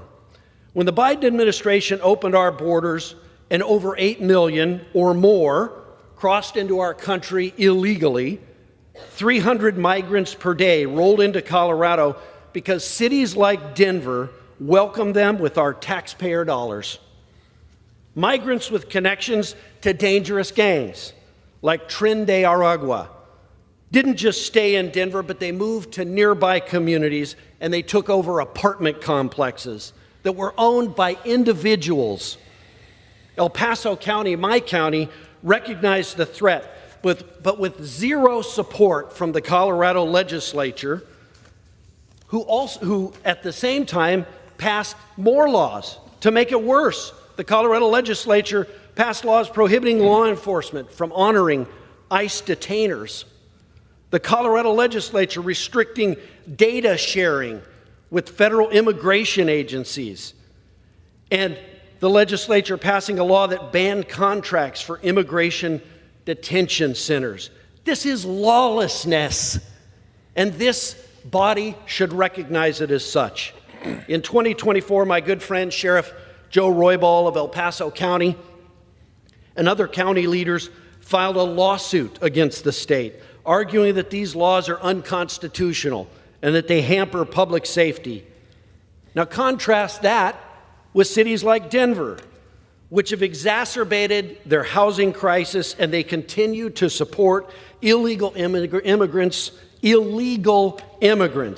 going so far as to bar city employees from cooperating with federal immigration enforcement.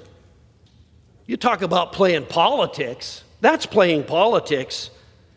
They passed laws in Denver to create a legal defense fund for illegal immigrants.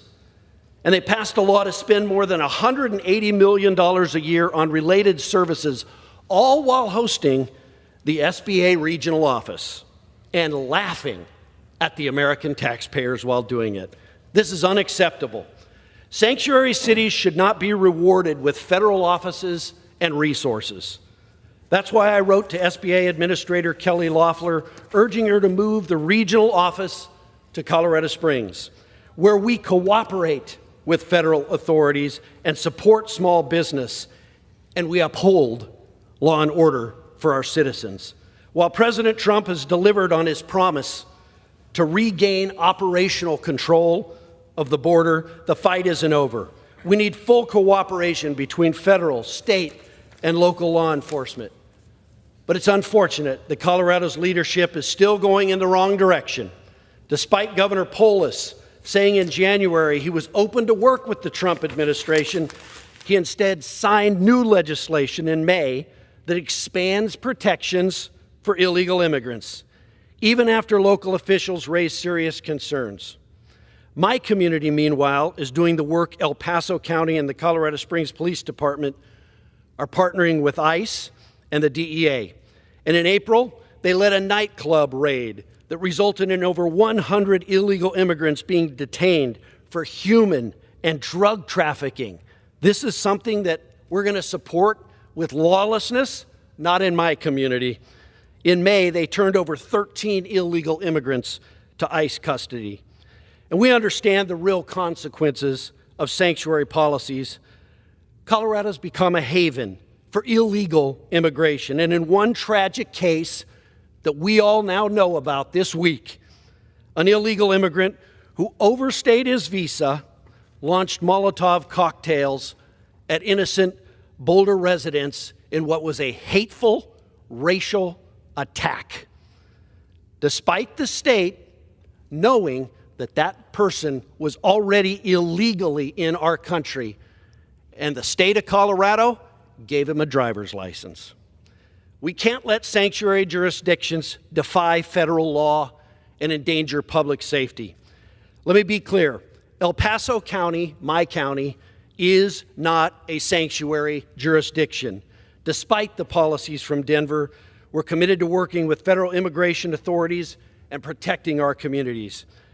Again, I want to thank Chairman Williams and his staff for working with me, for working with my county.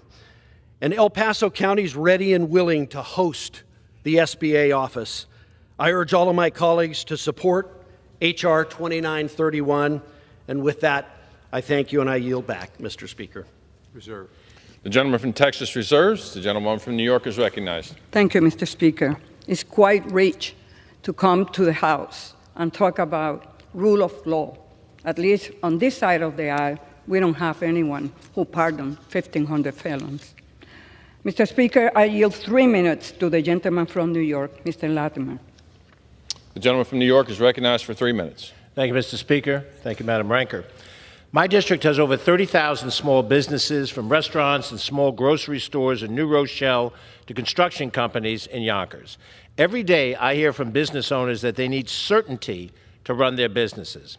They rely on an immigration system that ensures their employees won't be targeted and unjustly detained on their way to work. They rely on trade policies that keep the cost of their products stable. And they rely on federal partners who will be there when they need assistance. Since taking office, President Trump and SBA Administrator Loeffler have outlined an agenda that will harm small businesses. Proposals such as cutting the SBA workforce by 43%, relocating SBA offices away from New York City, the center of that region, and firing an independent inspector general does not represent anything that looks like America First. It is an ideological agenda, and it's imposed upon the majority of this country that functions differently and requires tailored policies. In addition, last week, my home county of Westchester was branded a sanctuary jurisdiction by the Department of Homeland Security completely inaccurately. Westchester is not and has never been a sanctuary jurisdiction, and in the last 7 years, we've reduced violent crime, and we have brought economic strength over a period of time that rivals any county in this nation. Westchester County cooperates with federal immigration law. County law, however, requires that no administrative police can circumvent due process. We do this to ensure that all residents will cooperate with local law enforcement. Westchester rejects the deep state police that appear masked without badges and proper identification. This bill represents an attempt by House Republicans to enact retribution on places because this administration wants to impose its view of law enforcement, deep state authority, not subject to judicial review. The result of petty and punitive motives of this bill is that small businesses will suffer. You would think that when you offer support for this president's tariff strategy, reckless as it is, it's damaging small businesses, it's international goods, components, and supplies. They would instead be working to stimulate that, but this bill could not be further from that goal. If this bill is passed, SBA offices will be relocated as political payback away from public access in major cities. In fact, that is the point, to reduce programs that help small businesses access to capital, professional services, and predictable tariff policies. That is why I introduced an amendment to prohibit SBA from relocating an office if the next closest office is more than 50 miles from the communities that were relocated. We should be debating legislation that will help small business tackle what they identify as their biggest needs: workforce development, stability, and access to counsel. That is not what we're doing. If we continue on this irrational path, American businesses will suffer. The mistakes we are making in this Congress, bill after bill after bill. I yield another minute. Gentleman recognized. Thank you. The mistakes we are making in this Congress, bill after bill after bill, will damage this nation's strength at a time when we need unity and strength more than ever before. I urge my colleagues to vote no on this bill. Thank you, Mr. Speaker. I yield back my time. I reserve. The gentlewoman reserves. The gentleman from Texas is recognized. Reserve. The gentleman from Texas reserves. The gentlewoman from New York is recognized. Mr. Speaker, I ask unanimous consent to enter into the record 2 news articles about DHA's sanctuary jurisdiction list removed from the website, given the fact that their local sheriffs were opposed to the list. And as well as a third-way article highlighting red state murder rates at 33% higher than blue states' ones. Without objection. Mr. Speaker, I yield 3 minutes to the gentleman from California, Mr. Cisneros. The gentleman from California is recognized for 3 minutes. I want to thank the ranking member for her leadership on this issue and in the committee. Mr. Speaker, this legislation does not actually address the safety of the SBA, workers, or small businesses. Because my colleagues on the other side of the aisle disagree with the city's policy, they choose to punish all small businesses in that area. Let's be clear. This bill strips resources, not from cities, but from millions of small businesses, and makes it harder for Americans to access assistance to start and grow their businesses. Supporting small businesses should not be a partisan issue. We in the small business community have heard in our hearings that targeting SBA resources in major cities will be critically detrimental. For this reason, at the appropriate time, I will offer a motion to recommit this bill back to the committee. If the House rules permitted, I would have offered this motion with an important amendment to this bill. My amendment would prevent the legislation from taking effect until Congress receives reporting from the SBA on the proposed relocation of covered offices, including a justification for how these moves could possibly serve small businesses. I ask unanimous consent to insert into the record the text of this amendment. Without objection. I hope my colleagues will join me in voting for this motion to recommit. I also submitted a separate amendment for consideration that would have prevented the implementation of this bill if the cost of relocating these offices out of Main Street would be more than $0. Unfortunately, the Republican majority has blocked my amendment from receiving a floor vote today. I urge my colleagues to oppose this bill and to vote in favor of my motion to recommit. I yield back.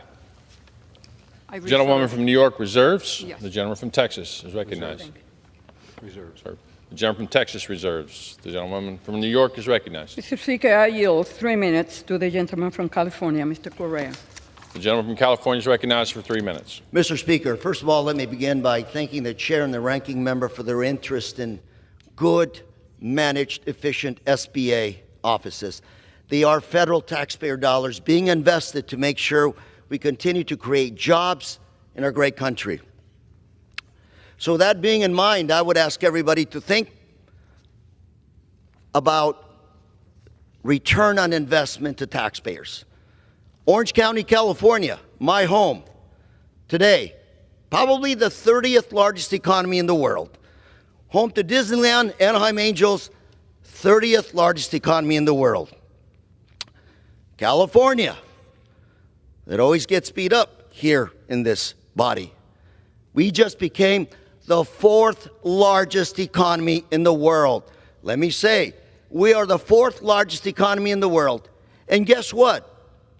As California taxpayers, we pay the federal government $100 billion. $100 $100 billion more in federal tax dollars than we get back from the federal government. So I'd say as an economy, we're doing pretty good. We need the workers. We need workers. California has the biggest agricultural sector in the United States.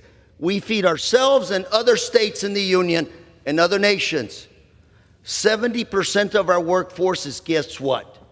Undocumented. And we are waiting for this body to pass immigration reform so good, hardworking individuals can be legalized. Manufacturing. We have the biggest manufacturing sector in the United States. Not Pittsburgh, not Michigan, California, Southern Cal. Biggest manufacturing in the United States. Guess who most of those workers are? Undocumented. And they also pay federal taxes. SBA. Let's evaluate it not on rhetoric, but on how many jobs an SBA office creates. What is that investment, that return on the investment? I'm not sure why we are doing this today. We all know that there are millions and billions of undocumented workers in this country. Absolutely, we don't want criminals, hard criminals in our district. I don't want them as my neighbors. But if they're hardworking, honest individuals, taxpayers, what is wrong with giving them the opportunity to be American, to pursue that American dream and be legalized? That's what America's all about. I ask my colleagues to strongly consider their yes vote, and please vote no. We're talking about federal dollars, taxpayer dollars. Thank you very much. The gentlewoman reserves. The gentleman from Texas is recognized. The gentleman from Texas reserves. The gentlewoman from New York is recognized. Mr. Speaker, I ask unanimous consent to insert into the record letters of opposition from the Democracy Defenders Action and Unidos US and the Small Business Majority. All organizations raise concern that the bill will deny small businesses access to critical support. Without objection. Mr. Speaker, I have no further speaker, and I'm prepared to close. The gentlewoman is recognized. Mr. Speaker, the SBA is supposed to serve American small businesses, full stop. Not just in certain cities, not just when it's politically convenient, but everywhere for everyone. This bill doesn't meet that standard. It will rip support away from small businesses in the economic centers of this country because of the political party that runs their city. It creates disruption, wastes money, and puts politics ahead of supporting the American economy. Politicians love to say that small businesses are the backbone of our economy. So I ask, why target millions of them by supporting this bill? We should be supporting these businesses, not tearing them down. The entrepreneurs I hear from aren't talking about asking for this. They're asking for better access to capital, more outreach, and a stable SBA that is there when they need it. This bill moves us in the wrong direction. I urge my colleagues to vote no, and I yield back the balance of my time. The gentlewoman yields back. The gentleman from Texas is recognized. Mr. Speaker, I yield back the balance of my time. The gentleman yields. All time for debate has expired pursuant to House Resolution 458. The previous question is ordered on the bill as amended. The question is on engrossment and third reading of the bill. Those in favor say aye. Those opposed, no. The ayes have it. Third reading. A bill to direct the administrator of the Small Business Administration to relocate certain offices of the Small Business Administration in sanctuary jurisdictions and for other purposes. For what purpose does the gentleman from California seek recognition? Mr. Speaker, I have a motion to recommit at the desk. The clerk will report the motion. Mr. Cisneros of California moves to recommit the bill H.R. 2931 to the Committee on Small Business. Pursuant to Clause 2B of Rule 19, the previous question is ordered on the motion to recommit. The question is on the motion. All those in favor say aye. Those opposed say no. The noes have it. The motion is not agreed. Mr. Speaker, I ask for the yeas and nays. The yeas and nays are requested. Those favoring a vote by the yeas and nays will rise. A sufficient number having risen, the yeas and nays are ordered. Pursuant to Clause 8 of Rule 20, further proceedings on the question will be postponed.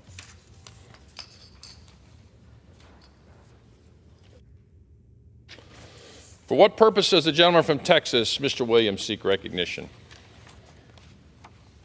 Mr. Speaker, pursuant to House Resolution 458, I call up H.R. 2987 and ask for its immediate consideration in the House. The clerk will report the title of the bill. Union Calendar Number 79, H.R. 2987, a bill to amend the Small Business Act to require a limit on the number of small businesses, lending companies, and for other purposes. Pursuant to House Resolution 458, the amendment in the nature of a substitute recommended by the Committee on Small Business, printed in the bill, is adopted, and the bill, as amended, is considered read. The bill, as amended, shall be debatable for 1 hour, equally divided and controlled by the chair and ranking minority member of the Committee on Small Business or their respective designees. The gentleman from Texas, Mr. Williams, and the gentlewoman from New York, Mrs. Velasquez, each will control 30 minutes. The chair recognizes the gentleman from Texas, Mr. Williams. Mr. Speaker, I ask unanimous consent that all members may have 5 legislative days in which to revise and extend their remarks and submit extraneous materials on the bill under consideration. Without objection. Thank you, Mr. Speaker, and I yield myself such time as I may consume. Gentleman may proceed. Is recognized. Okay. I rise today in support of H.R. 2987. The gentleman is recognized. I rise today. You ready? Okay. I rise today in support of H.R. 2987, the CEASE Act, introduced by Representative Bresnahan. This bill is simply a reversal of an irresponsible change made by the Biden administration's SBA, which raised concerns on both sides of the aisle. Unlike traditional community banks, small business lending companies, or SBLCs, are regulated by the SBA. Historically, the SBA recognized that they had finite resources to conduct oversight of the SBLCs, reinforcing the need for a cap on the number of SBLCs. Now, despite this, the 2023, the Biden administration lifted the 40-year moratorium on licensing the SBLCs to participate in its flagship 7A program, a government-backed lending program. Now, the SBA heard concerns from members from both chambers and on both sides of the aisle. Even the ranking member, Ms. Velasquez, said earlier this week during the Rules Committee hearing that she was one of the first to raise questions about the SBA lifted the licensing moratorium. Biden's SBA hid behind promises of lender oversight and stronger borrower protection, yet still awarded a license to an unqualified entity. This entity, which was seeking to sell its business when it was rewarded a license, ultimately surrendered its license before it could even make a 7A loan. So this legislation puts the guardrails back and restores integrity to the 7-8 program, ensuring taxpayer dollars are safe. I'm confident that the 16 SBLCs can and will be overseen effectively under Administrator Loeffler's leadership. I urge all of my colleagues to support this bill, and I reserve the balance of my time. Gentleman reserves. Gentleman from New York is recognized. Mr. Speaker, I rise today in strong opposition to H.R. 2987, the so-called Capping Excessive Awarding of SBLC Entrance Act, or the CEASE Act. This bill will impose a permanent statutory cap on the number of small business lending company, or SBLC, licenses the SBA can issue, limiting them to just 16. While I understand and share some of the concerns raised about how the SBA has handled oversight of these licenses, I cannot support legislation that is rushed, vague, and potentially harmful to the very businesses we are supposed to be helping. Let's take a step back. For more than 40 years, the SBA maintained a moratorium on new SBLC licenses, citing a lack of resources to properly supervise new entrants. That changed in 2023 when the agency finalized a new rule lifting the moratorium and began issuing additional licenses to expand participation in the 7(a) loan program. The goal was to help fill lending gaps, particularly in underserved communities that have historically struggled to access capital. That is a goal that I support, but I also believe it should be done carefully with the right oversight in place. I raised questions about the SBA's rollout of this policy when it first proposed the rule. I flagged concerns about whether the agency had the capacity to supervise these lenders effectively, and I called for transparency and clarity every step of the way. So I am not here to defend the SBA process blindly, but HR 2987 doesn't actually fix the oversight issues. It just slaps an arbitrary cap on the program without addressing the real questions: how to improve accountability, how to expand access responsibly, and how to ensure these programs are helping the businesses that need it the most. What is worse, the bill is completely silent on how this cap would apply to the Community Advantage Program, a critical SBA initiative that helps make smaller dollar loans available to startups, veterans, rural entrepreneurs, and other underserved borrowers. Since being transitioned into the SBLC framework, Community Advantage lenders have continued to show strong results. Last year alone, the program issued over 1,100 loans worth nearly $200 million, with an average loan size of just $175,000. These are the kinds of loans that traditional banks often will not make because they are not profitable, but they are exactly what many small businesses need to get off the ground. By leaving out an exemption for mission-based CA lenders from the cap, this bill opened the door for this or a future administration to freeze new licenses or even eliminate the CA SBLCs altogether. That is a concern we have heard directly from lenders, community organizations, and small business advocates around the country. These are the very lenders we rely on to help target PPP assistance to the smallest of small businesses during the global pandemic. They met the moment for many small employers in our communities who were locked out of the first rounds of PPP assistance. At a time when small businesses are facing rising costs, tariff uncertainty, and tightening credit, Congress should be doing everything it can to expand access to capital, not pulling back on programs that are actually working. That is why I cannot support this bill in its current form. Thank you, and I reserve my time. Gentlewoman from New York reserves. The gentleman from Texas is recognized. Thank you, Mr. Speaker. And I yield to Representative Bresnahan from the great state of Pennsylvania, such time as he may consume. The gentleman from Pennsylvania, Mr. Bresnahan, is recognized. Thank you, Mr. Speaker. My bill, the Capping Excessive Awarding of SBLC Entrance Act, or the CEAS Act, restores a vital piece of integrity to the flagship SBA 7(a) loan program. The Small Business Administration is authorized to issue government-backed 7(a) loans through certified depository institutions like banks, credit unions, as well as certified non-bank lenders like fintech companies. Unlike certified depository institutions, whose primary regulator is the Federal Reserve, the non-bank SBLCs are primarily regulated by the SBA, meaning they are not subject to the same regulations and requirements. Together, the limited number of SBLCs and prudent lending standards that are used to be in place at the SBA were necessary guardrails to ensure the 7(a) program remained zero subsidy, costing taxpayers $0. The SBA had its own concerns that it did not have the oversight capabilities to monitor and regulate an unlimited number of SBLCs, yet the Biden-Harris administration sought to expand the number of SBLC licenses while also lowering lending standards and loosening underwriting criteria in the 7A program. The previous administration did this even though those SBLCs facilitated massive fraud of the Paycheck Protection Program. Expanding SBLC's licenses when the SBA itself acknowledged that it is unequipped to regulate additional for-profit non-bank lenders is problematic. That is why my legislation is so important, to ensure the SBA is not adding excessive SBLCs that it cannot properly regulate. We cannot continue giving the federal government ways to abuse taxpayer dollars.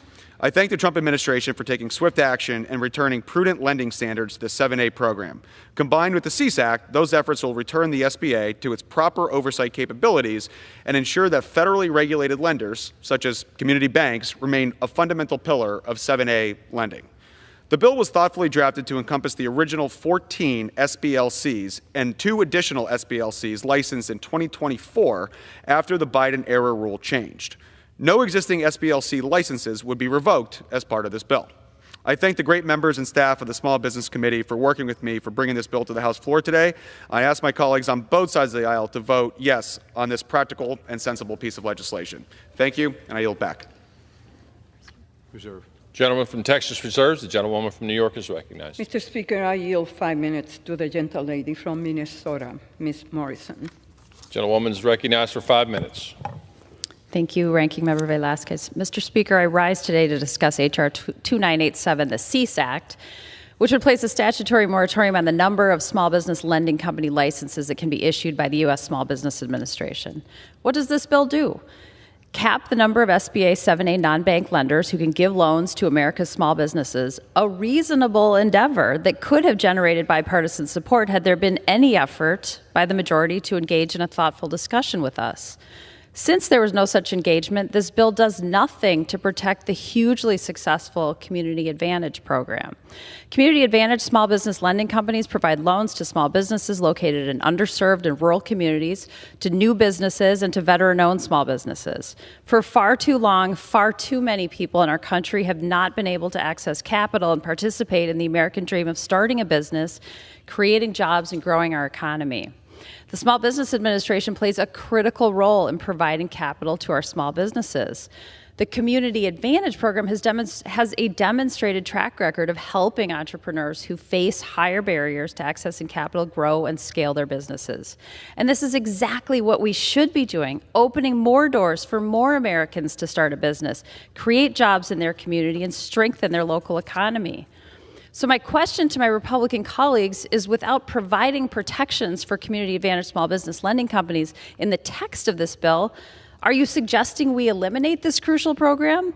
Why would you threaten to remove a way for veteran-owned small businesses to access capital?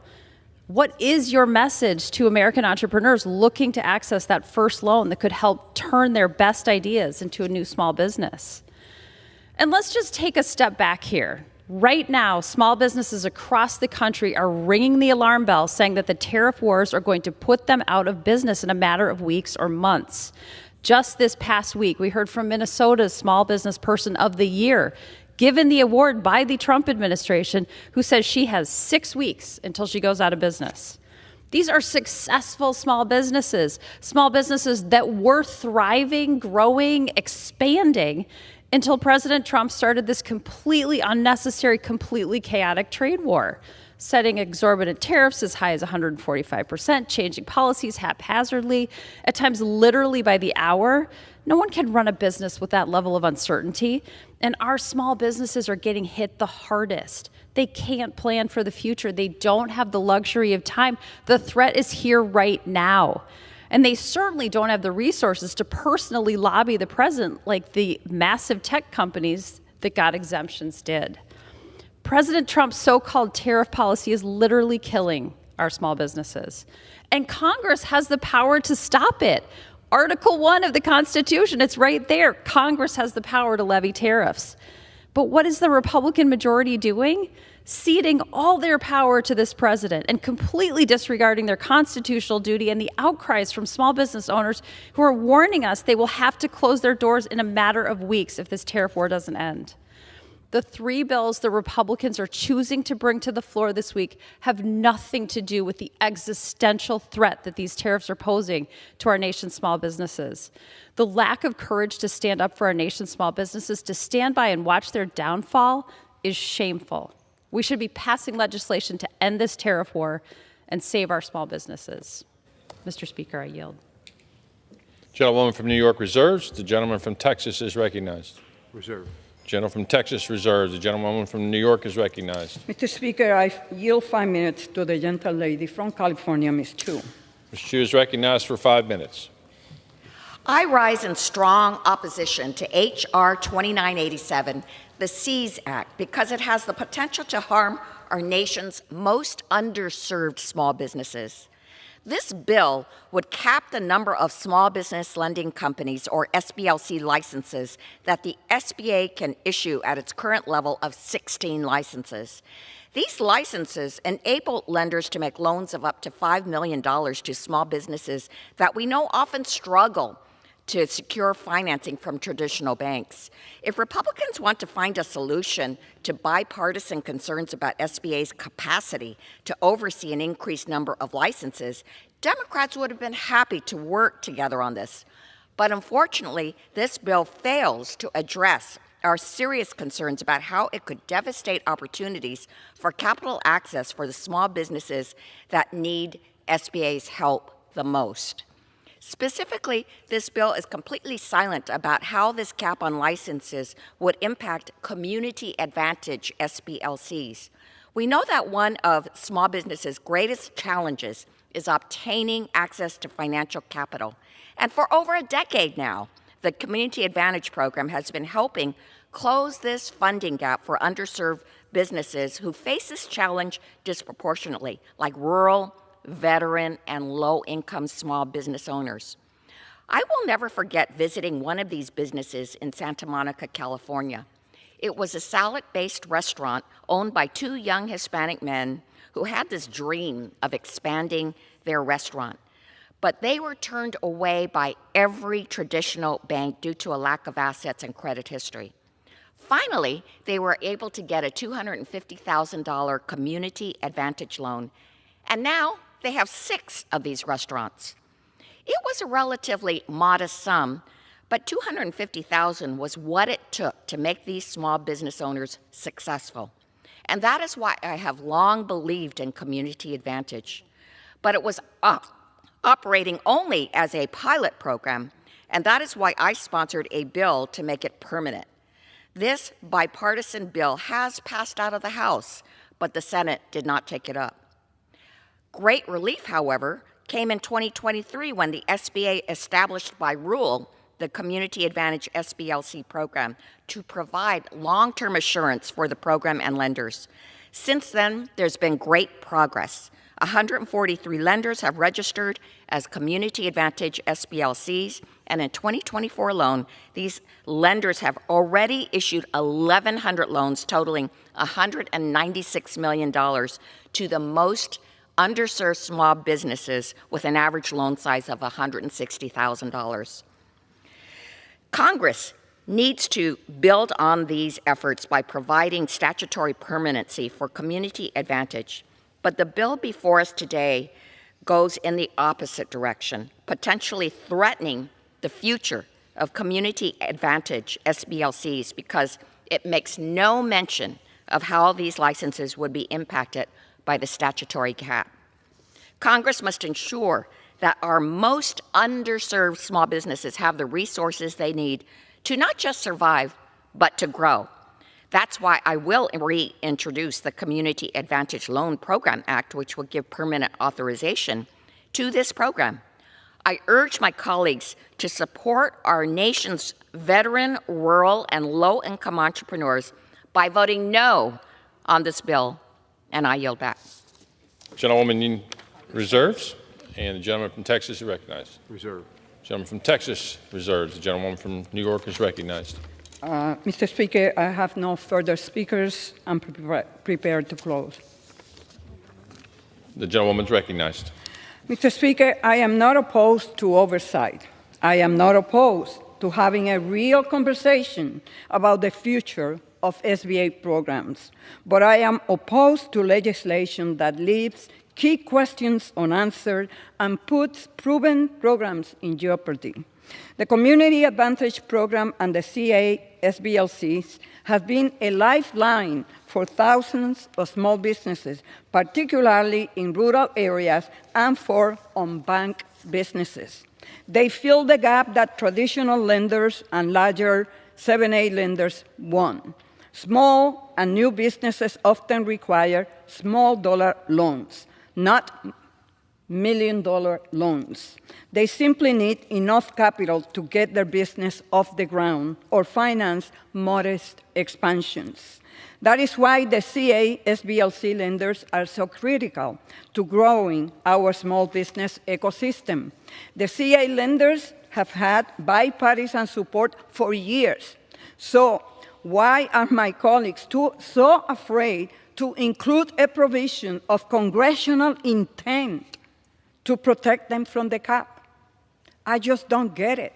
You know, the Small Business Committee have always worked in a bipartisan manner.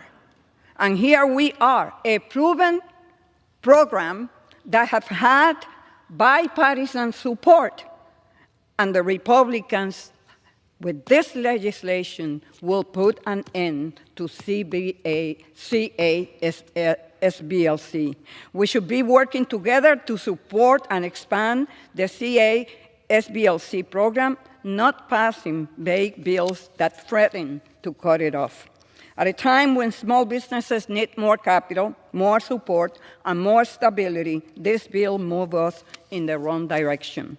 In sum, I oppose H.R. 2987 because it will not protect the Community Advantage Program, which has a solid track record of providing smaller dollar loans to thousands of women, veterans, rural, and underserved entrepreneurs.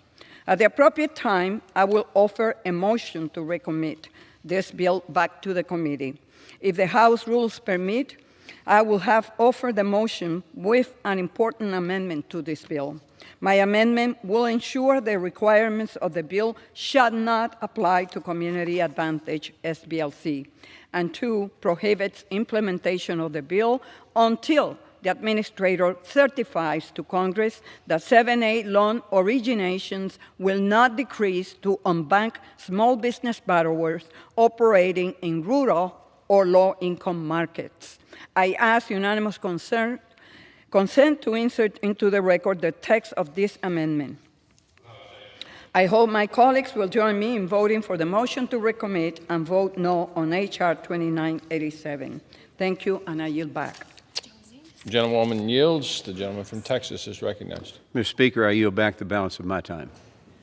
The gentleman yields. All time for debate has expired. Pursuant to House Resolution 458, the previous question is ordered on the bill as amended. The question is on engrossment and third reading of the bill. Those in favor say aye. Those opposed, no. The ayes have it. Third reading. A bill to amend the Small Business Act to require a limit on the number of small business lending companies and for other purposes. For what purpose does the gentlewoman from New York seek recognition? Mr. Speaker, I have a motion to recommit at the desk. The clerk will report the motion. Ms. Velazquez of New York moves to recommit the bill, H.R. 2987, to the Committee on Small Business. Pursuant to Clause 2B of Rule 19, the previous question is ordered on the motion to recommit. The question is on the motion. All those in favor say aye. Aye. Those opposed say no. The noes have it.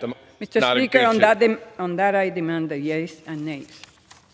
The gentlewoman is recognized. The yeas and nays are requested. Those favoring a vote for the yeas and nays will rise. A sufficient number having risen, the yeas and nays are ordered. Pursuant to Clause 8 of Rule 20, further proceedings on this question will be postponed. Pursuant to Clause 12A of Rule 1, the Chair declares the House in recess subject to the call of the Chair.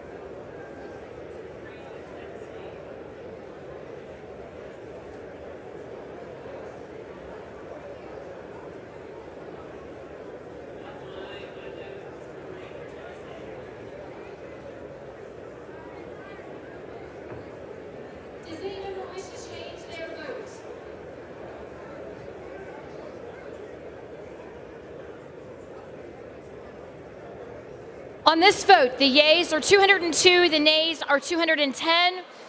The motion is not adopted. The question is on passage of the bill. Those in favor, please say aye. Those opposed, say no. The ayes have it. The bill is not passed, and without objection, For what purpose does the general lady? I ask for the yeas and nays. For what purpose does the gentle lady seek recognition?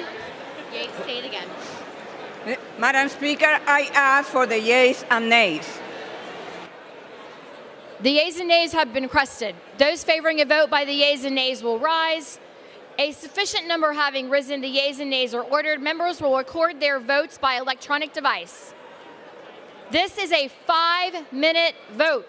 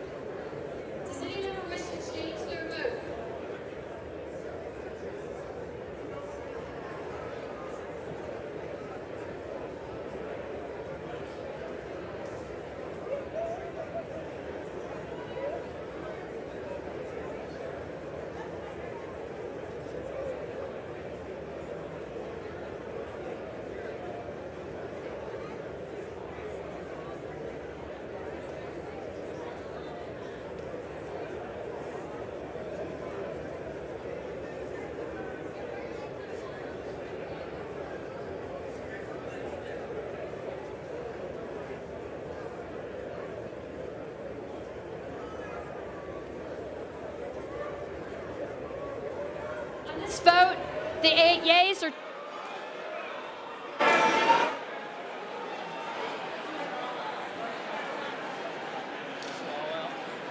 Mr. Swalwell.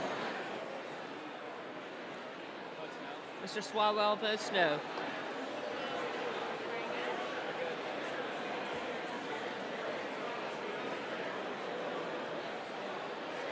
On this vote, the yeas are 211, the nays are 199.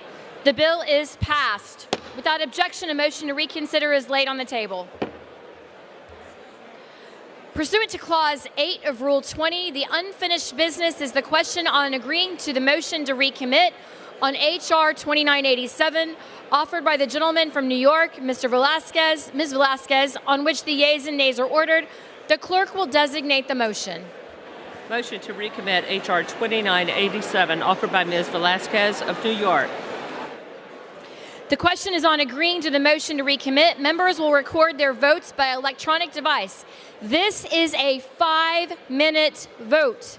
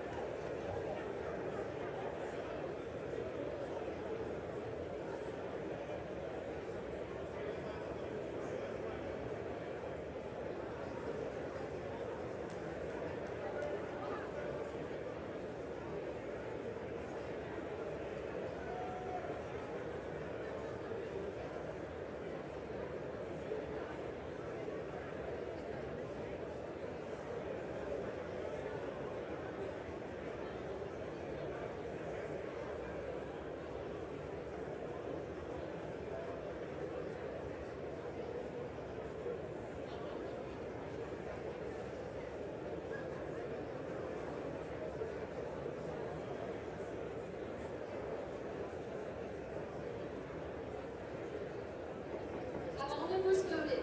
Does any member wish to change a vote?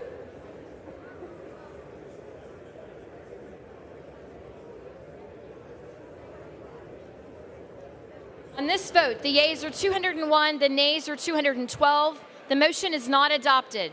The question is on passage of the bill. Those in favor, please say aye. Those opposed, please say no.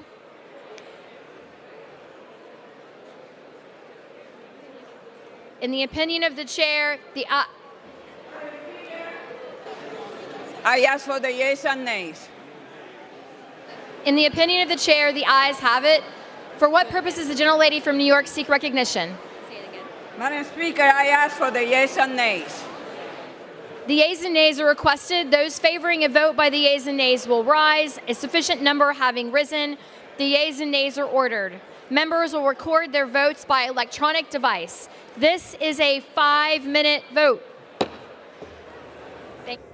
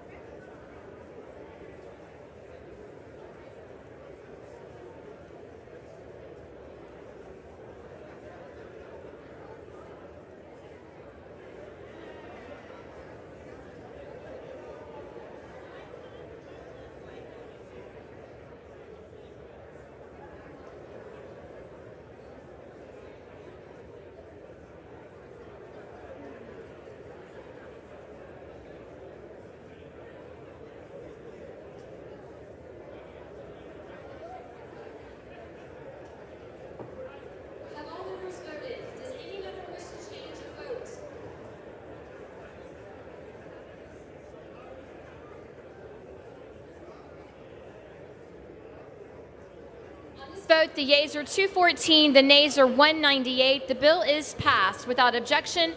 A motion to reconsider is laid on the table.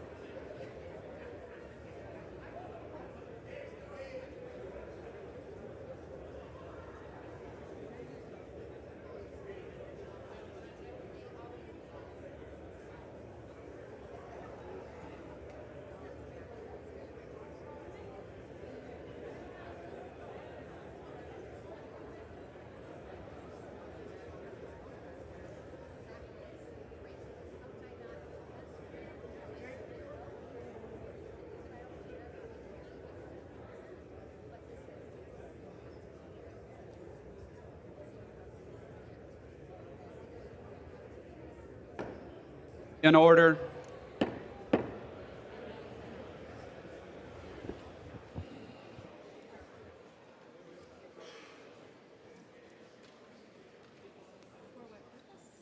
For what purpose does the gentlewoman from Washington seek recognition? Mr. Speaker, I ask unanimous consent to address the House out of order for 1 minute. Without objection. Mr. Speaker, I rise today alongside my colleagues in the Washington delegation, devastated at the tragic loss of Peyton Evelyn. Devastated at the tragic loss of Peyton Evelyn and Olivia Decker from Wenatchee, Washington. Last weekend, these little girls, ages 9, 8, and 5, were reported missing when their father failed to bring them home following a scheduled visit. And over the next few days, we all hoped and prayed for the best, that they would be found safe and well and returned to their mother. But then we all learned the horrific news that they had been murdered. And like so many, and I just heard it out there, I was heartbroken. These girls had their whole lives ahead of them with so many possibilities, and we've all lived full lives, and those futures were taken from them. So on Tuesday, hundreds and hundreds of people came to a vigil in Wenatchee to remember these girls, to grieve with their family and with the entire community. And these young girls had brought so much joy to their classrooms and their family and their community. And this is just an unspeakable tragedy for the city of Wenatchee, but I mean, really, it's for everybody standing in this room, including my Washington delegation. So all of our hearts are with their mother and the community and their family and loved ones. And so my sincere thoughts and prayers, all of ours, are with them during this incredibly difficult time. I'm going to yield to my less teary colleague, my Congressman, Dan Newhouse. Thank you, Ms. Schreier, for yielding. Thank you, Mr. Speaker. And thank you to all my friends and colleagues here in the chamber of the House today. As you just heard, tragedy and sorrow fell on Wenatchee, Washington this week with the loss of 3 beautiful young girls, Evelyn, Peyton, and Olivia Decker. I can't believe that many of us here can truly understand the pain that comes to loved ones living through something like this. My colleagues, thank you, because we are here to send our most sincere condolences to their family, to the community, the people of Wenatchee, Washington, as they all mourn this tremendous loss. Today we join the outpouring of support. It truly is amazing what's happening, that we are seeing back home as community members pay their respects to these 3 young ladies. And we support law enforcement who have committed to employing any resource necessary to bring those responsible to justice for this tragedy. So, and with that, I yield back to Ms. Schreier. Thank you. Thank you, Mr. Speaker. I ask for a moment of silence.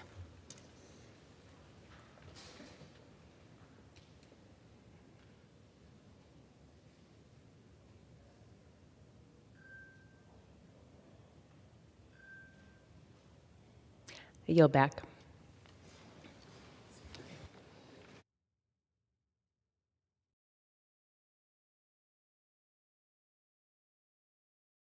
For what purpose does the gentleman from Texas seek recognition? Mr. Speaker, I ask unanimous consent that the gentleman from Maine, Mr. Golden, be removed as a co-sponsor from H.R. 3464. Without objection. Thank you.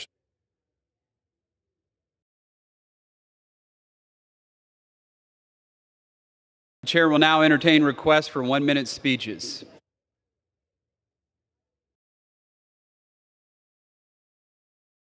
In order. Gentleman from Pennsylvania. For what purpose does the gentleman from Pennsylvania seek recognition? Mr. Speaker, request unanimous consent to address the House for 1 minute and revise and extend my remarks. Oh, the gentleman suspend. The House will be in order.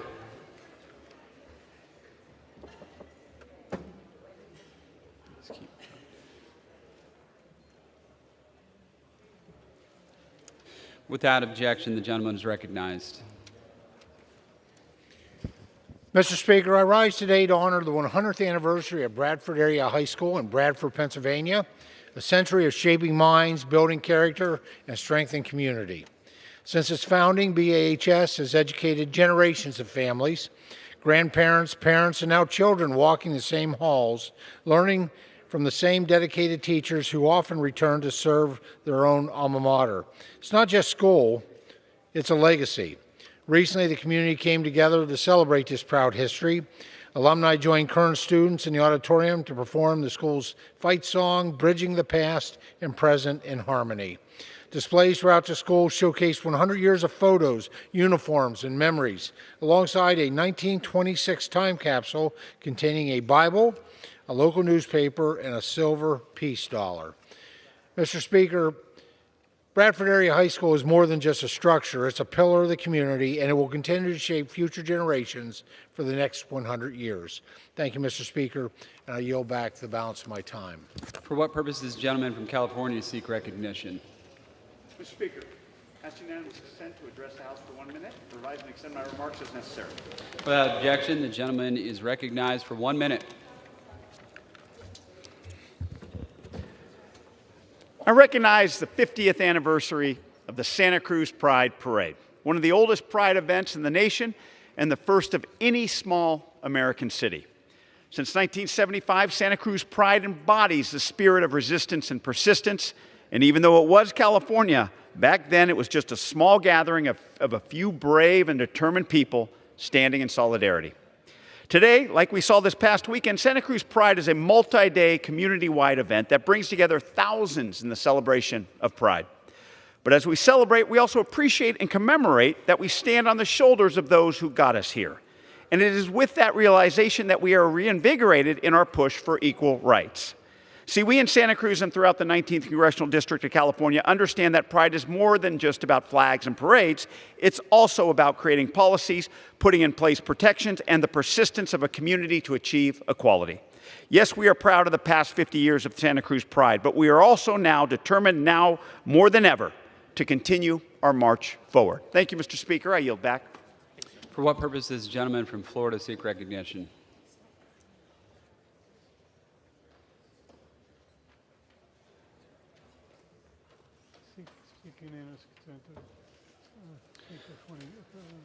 Without objection, the gentleman is recognized for 1 minute. Yep.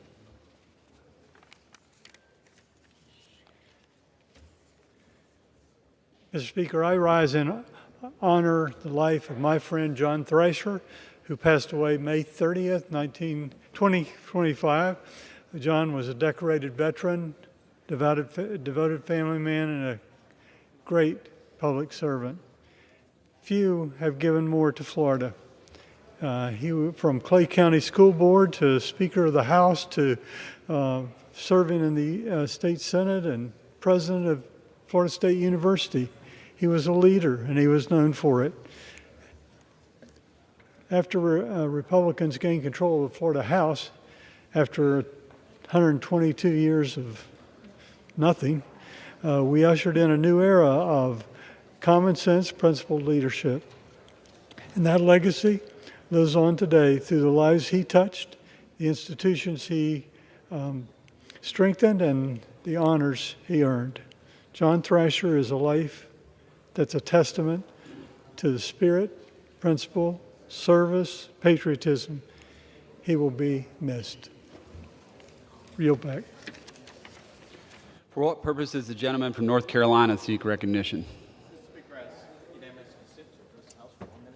Without objection, the gentleman is recognized for 1 minute. Mr. Speaker, I rise to recognize the exceptional sheriffs of North Carolina's 1st Congressional District. It was a privilege to engage with such dedicated leaders as we address the pressing issues facing Eastern North Carolina. Our discussion on automatic license plate recognition cameras and innovative strategies for recruitment and retention in rural communities were both insightful and inspiring. We are confronted with significant challenges, including the threat of illegal drugs, outdated detention centers, and issues facing juveniles. The sheriffs underscored the importance of regional collaboration, emphasizing how sharing resources, intelligence, and support across county lines can enhance community safety. I extend my sincere gratitude to Sheriff Curtis Brame of Vance County, Sheriff Robert Fountain Jr. of Granville County, Sheriff John Branch of Warren County, and Sheriff Cleo Atkinson Jr. of Edgecombe County for their participation. We also acknowledge the invaluable leadership and partnership of all of our sheriffs. Thank you, Mr. Speaker. I yield back. For what purpose does the gentlewoman from Oklahoma seek recognition? I ask unanimous consent to address the House for 1 minute and revise and extend my remarks. Without objection, the gentlewoman is recognized for 1 minute. Thank you, Mr. Speaker. I rise today to celebrate the Western Conference champions, the Oklahoma City Thunder. The season has been nothing short of meteoric, making this Thunder team the youngest in NBA history to reach the finals. They are led by their coach, Mark Dagnall, and all-star players like this year's most valuable player, Shai Gilgeous-Alexander, Chet Holmgren, and Jalen Williams. The Thunder's historic season, the best in franchise history, also featured 54 games being won by double digits, the most in NBA history. The ownership team and general manager Sam Presti have done a remarkable job of putting together a group of superstars who are focused on winning together as a team. In the words of Kobe Bryant, the job's not finished. Let's bring the Larry O'Brien Trophy to Oklahoma City. I know I speak for the entire state of Oklahoma when I say Thunder up. That, Mr. Speaker, I yield. For what purpose does the gentlewoman from Ohio seek recognition? I request unanimous consent to address the House and to extend and revise my remarks. Without objection, the gentlewoman is recognized for 1 minute. Thank you, Mr. Speaker. Gun violence is a scourge that has plagued the United States for far too long. We have witnessed tragedy after tragedy, and the only thing that ever seems to happen is gun restrictions are loosened even further. 6 years ago in my home state of Ohio, there was a mass shooting at a bar in Dayton. Nearly 30 people were injured and 10 were killed by a man with a gun that he was able to legally modify through loopholes in our gun laws. Hundreds of people attended a vigil for the victims of this deadly attack and demanded we do something. In response, the governor of Ohio signed a permitless carry legislation allowing individuals to carry concealed firearms without a permit. Last year, 25-year-old Megan Kelman, a young woman in my district, was shot and killed in a Taco Bell drive-thru. She was picking up dinner for her family. Why did Megan Kelman have to die that day? The system failed her. The killer should have never had a gun. So again, why did Megan Kelman have to die that day?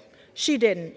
And maybe if there were less cowardly people in office, Megan would be alive, living out her path to serve and help other people. Her family is working to make sure that there is change and to secure her legacy. But we have a duty as public servants to keep our communities safe. But the inaction on gun violence is killing innocent Americans. We can and must pass common sense gun safety legislation to bolster background checks and ban dangerous assault weapons. The people of Ohio's 13th Congressional District sent me here to do something about gun violence in our communities, and that's exactly what I intend to do. This is Gun Violence Awareness Month, and this month and every other day, I mourn the lives of the countless people who have lost their lives to senseless gun violence and those that they have left behind. Thank you, Mr. Speaker. I will yield back. Gentleman from Pennsylvania, for what purpose does the gentleman from Pennsylvania seek recognition? Mr. Speaker, I request unanimous consent to address the House for 1 minute and to revise and extend my remarks. Without objection, the gentleman is recognized for 1 minute.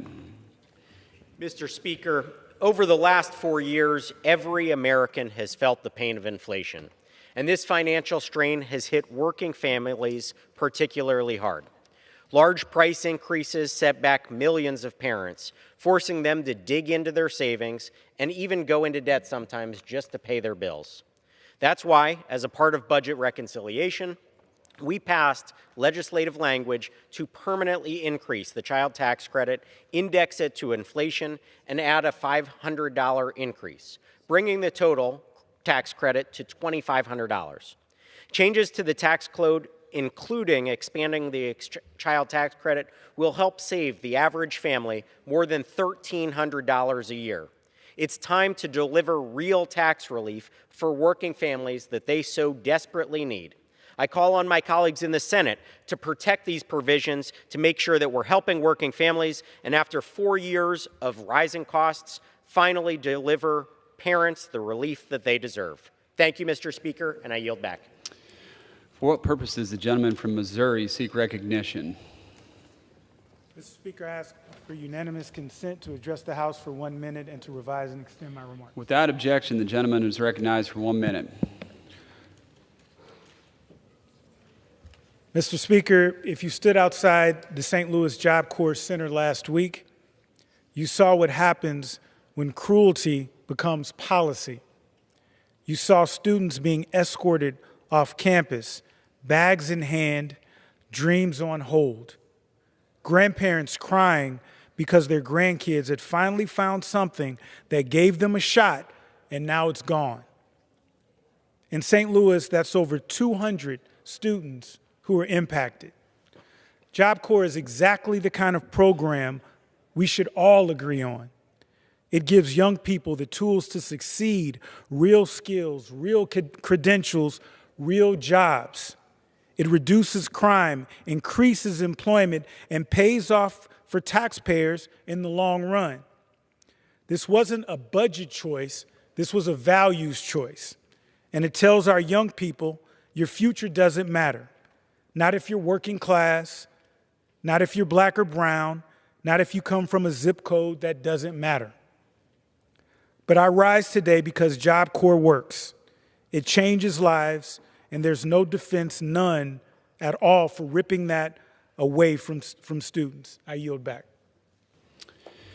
For what purpose does the gentleman from Florida seek recognition? Question, yes, permission to address the House for 1 minute and revise and extend my remarks as necessary. Without objection, the gentleman is recognized for 1 minute.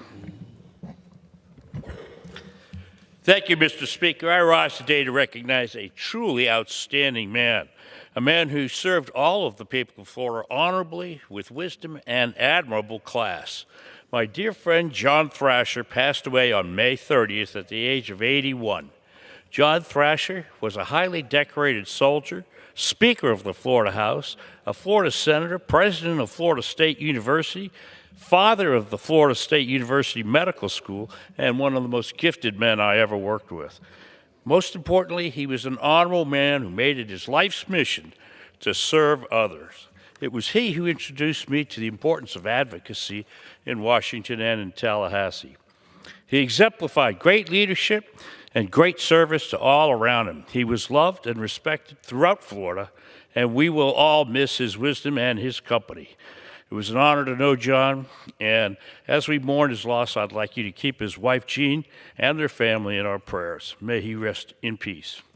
I yield back. For what purpose does the gentleman from New Hampshire seek recognition? And extend my remarks. Without objection, the gentleman is recognized for 1 minute.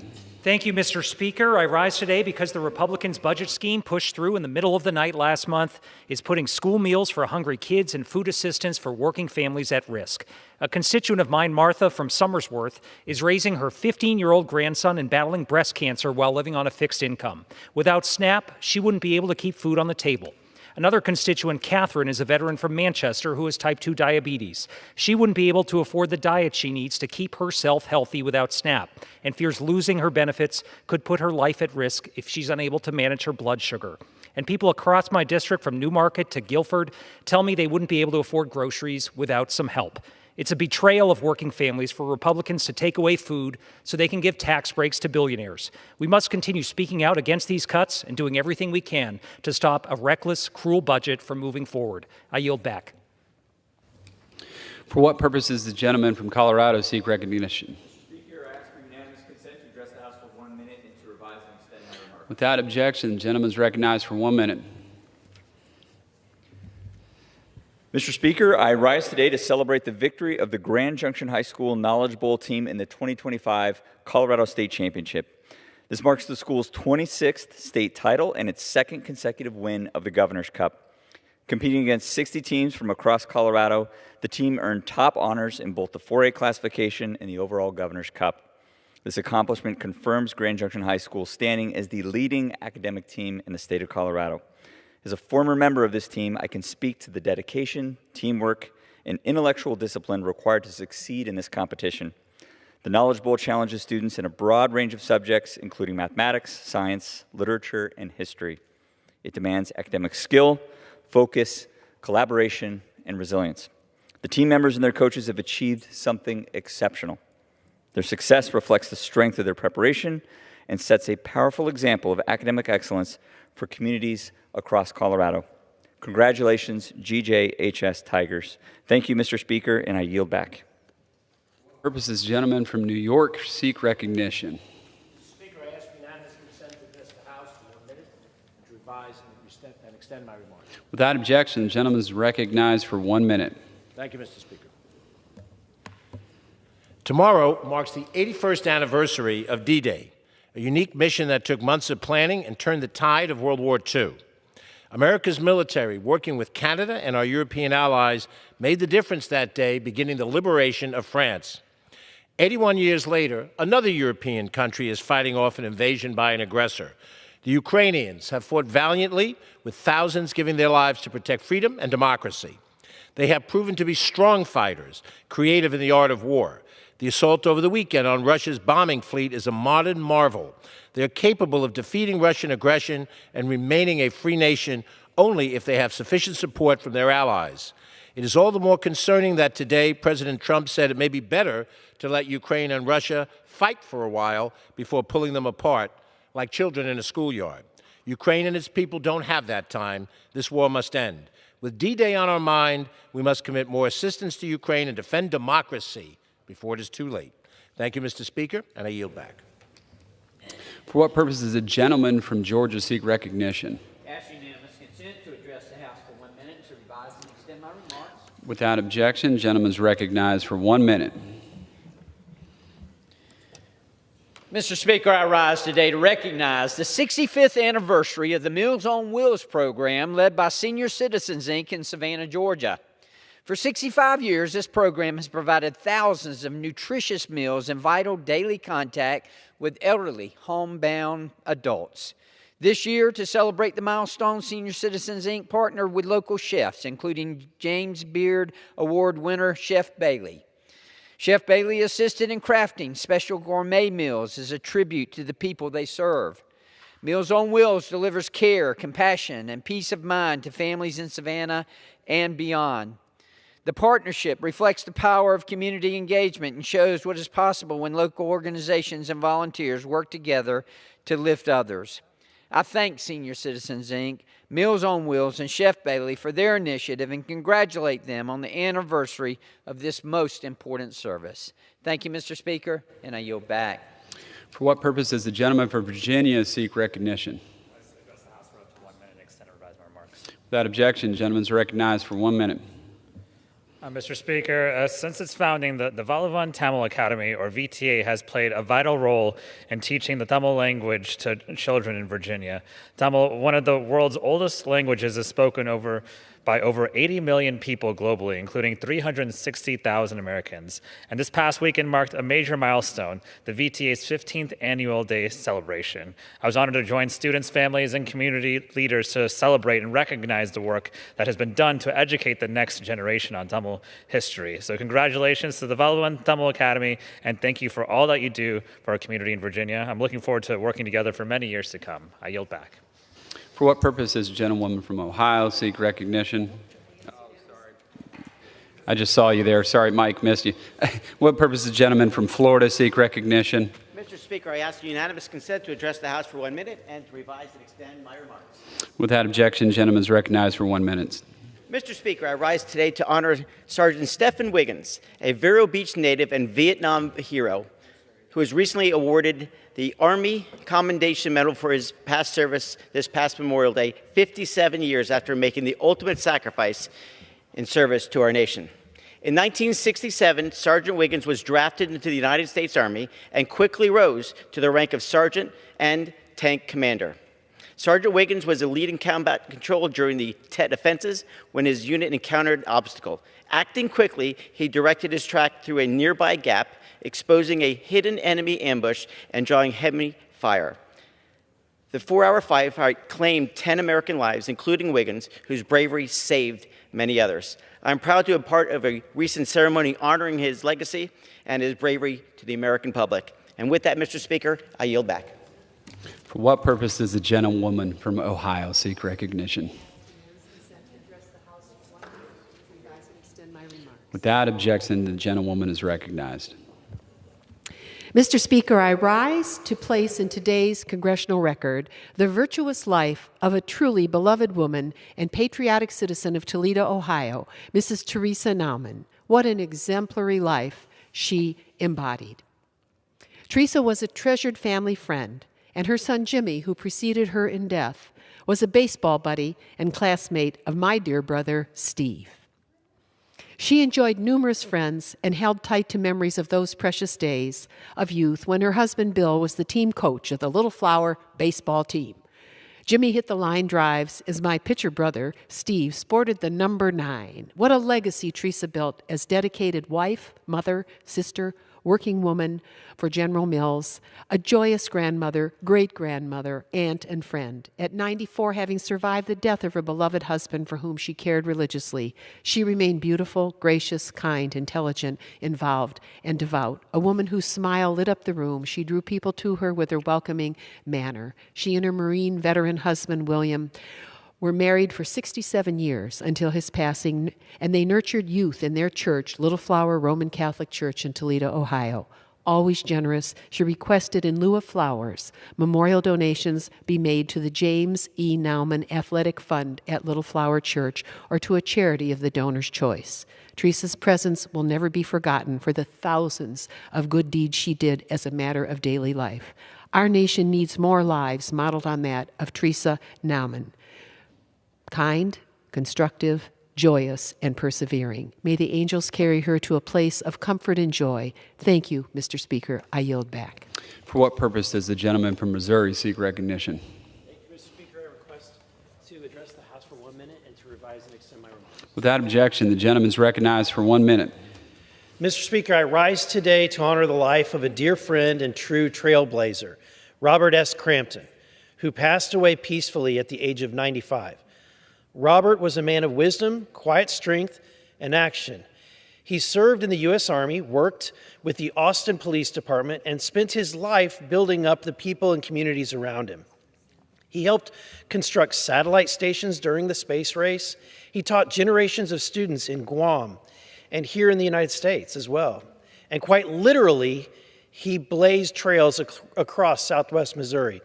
Through the nonprofit that he co-founded, Volunteers for Outdoor Missouri, Robert led volunteers in building and maintaining hiking trails that thousands now enjoy, including the nature trail at Lake Springfield. He believed in community, hard work, and the power of education to change lives. Robert lived his life by a simple but powerful truth. It is a choice to have a good day. And he made that choice every day, serving others with humility, humor, and heart. To his wife, Ann, and the Crampton family, thank you for sharing Robert with us. His legacy lives on in every step that we take down the paths that he forged. Thank you. Mr. Speaker, Gentlewoman is recognized. I thank the Speaker for recognizing me to ask unanimous consent that additional extraneous materials be placed in the record, the obituary of Mrs. Nauman. Without objection. Gentlewoman from Hawaii. For what purpose does the gentlewoman from Hawaii seek recognition? Ask unanimous consent to address the House for 1 minute and to revise and extend my remarks. Without objection, the gentlewoman is recognized for 1 minute. Thank you, Mr. Speaker. I rise today in strong opposition to the Trump administration's abrupt, unjustified attempt to close Job Corps centers nationwide. I've been to the Job Corps graduation on Maui. I've looked into the eyes of students whose lives were changed. I've walked the grounds of the Waimanalo campus, where young people, many of whom had nowhere else to turn, found a path to a good job and a better life. These are not statistics. These are real people, and they deserve better than to be abandoned by a system that was supposed to lift them up. A mother in Hilo wrote to me and shared that no amount of mental health help was able to save her son. Only Job Corps, she told me. Please save my son. Please help save Job Corps. Today, I rise not just for policy, but for people. Every young person in Hawaii and across this country just needs a chance. We must not turn our backs on them now. Thank you, Mr. Speaker, and I yield back. For what purpose does the gentleman from California seek recognition?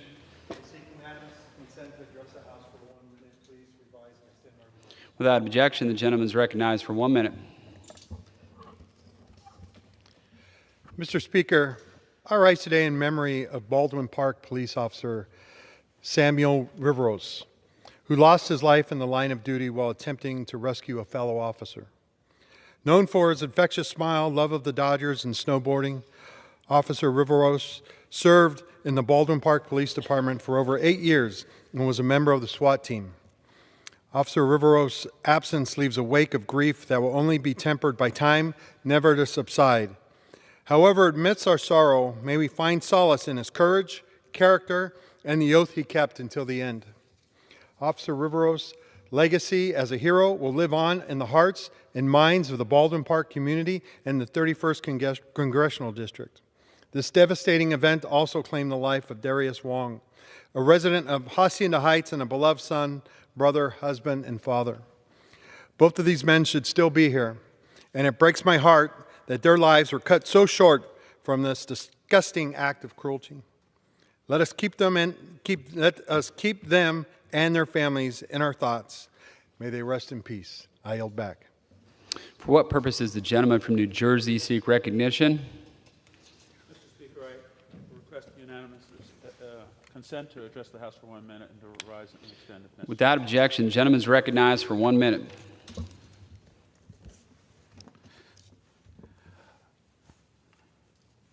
Mr. Speaker, I rise today because we are witnessing a tragic breakup between a Nazi-saluting billionaire and the President of the United States. Elon Musk has decided to call it quits after President Trump and congressional Republicans moved to eliminate a tax credit that would have benefited Musk under the so-called Big, Beautiful Bill. To be completely honest, I agree with both sides on this. I agree that Trump should start to question Elon's federal contracts, and I agree with Musk that the Big, Beautiful Bill is an abomination. I'm curious to see whom my Republican colleagues will choose in this breakup, because unfortunately for them, they have pledged undying allegiance to either directly or indirectly to both of these men. They turned a blind eye as Musk was handed the keys to the government, enabling him to disable, or rather dismantle, probably both, programs everyday Americans depend on. They stood by Trump through everything he's done, and now we'll see if that support falters. The American people deserve much better than the drama playing out between these two men, and it's time my Republican colleagues recognize this. And at long last, let's work together to focus on the real issues facing our beloved nation.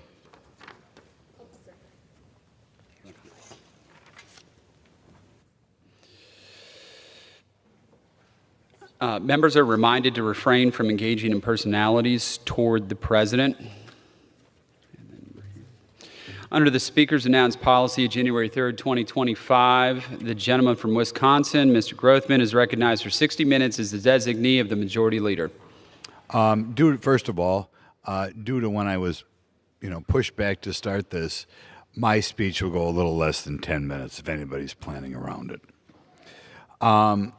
I'd like to talk a little bit about the big bill that we just passed and some provisions that should be monitored as we work our way not only through the big reconciliation bill, but through the appropriation bills as well.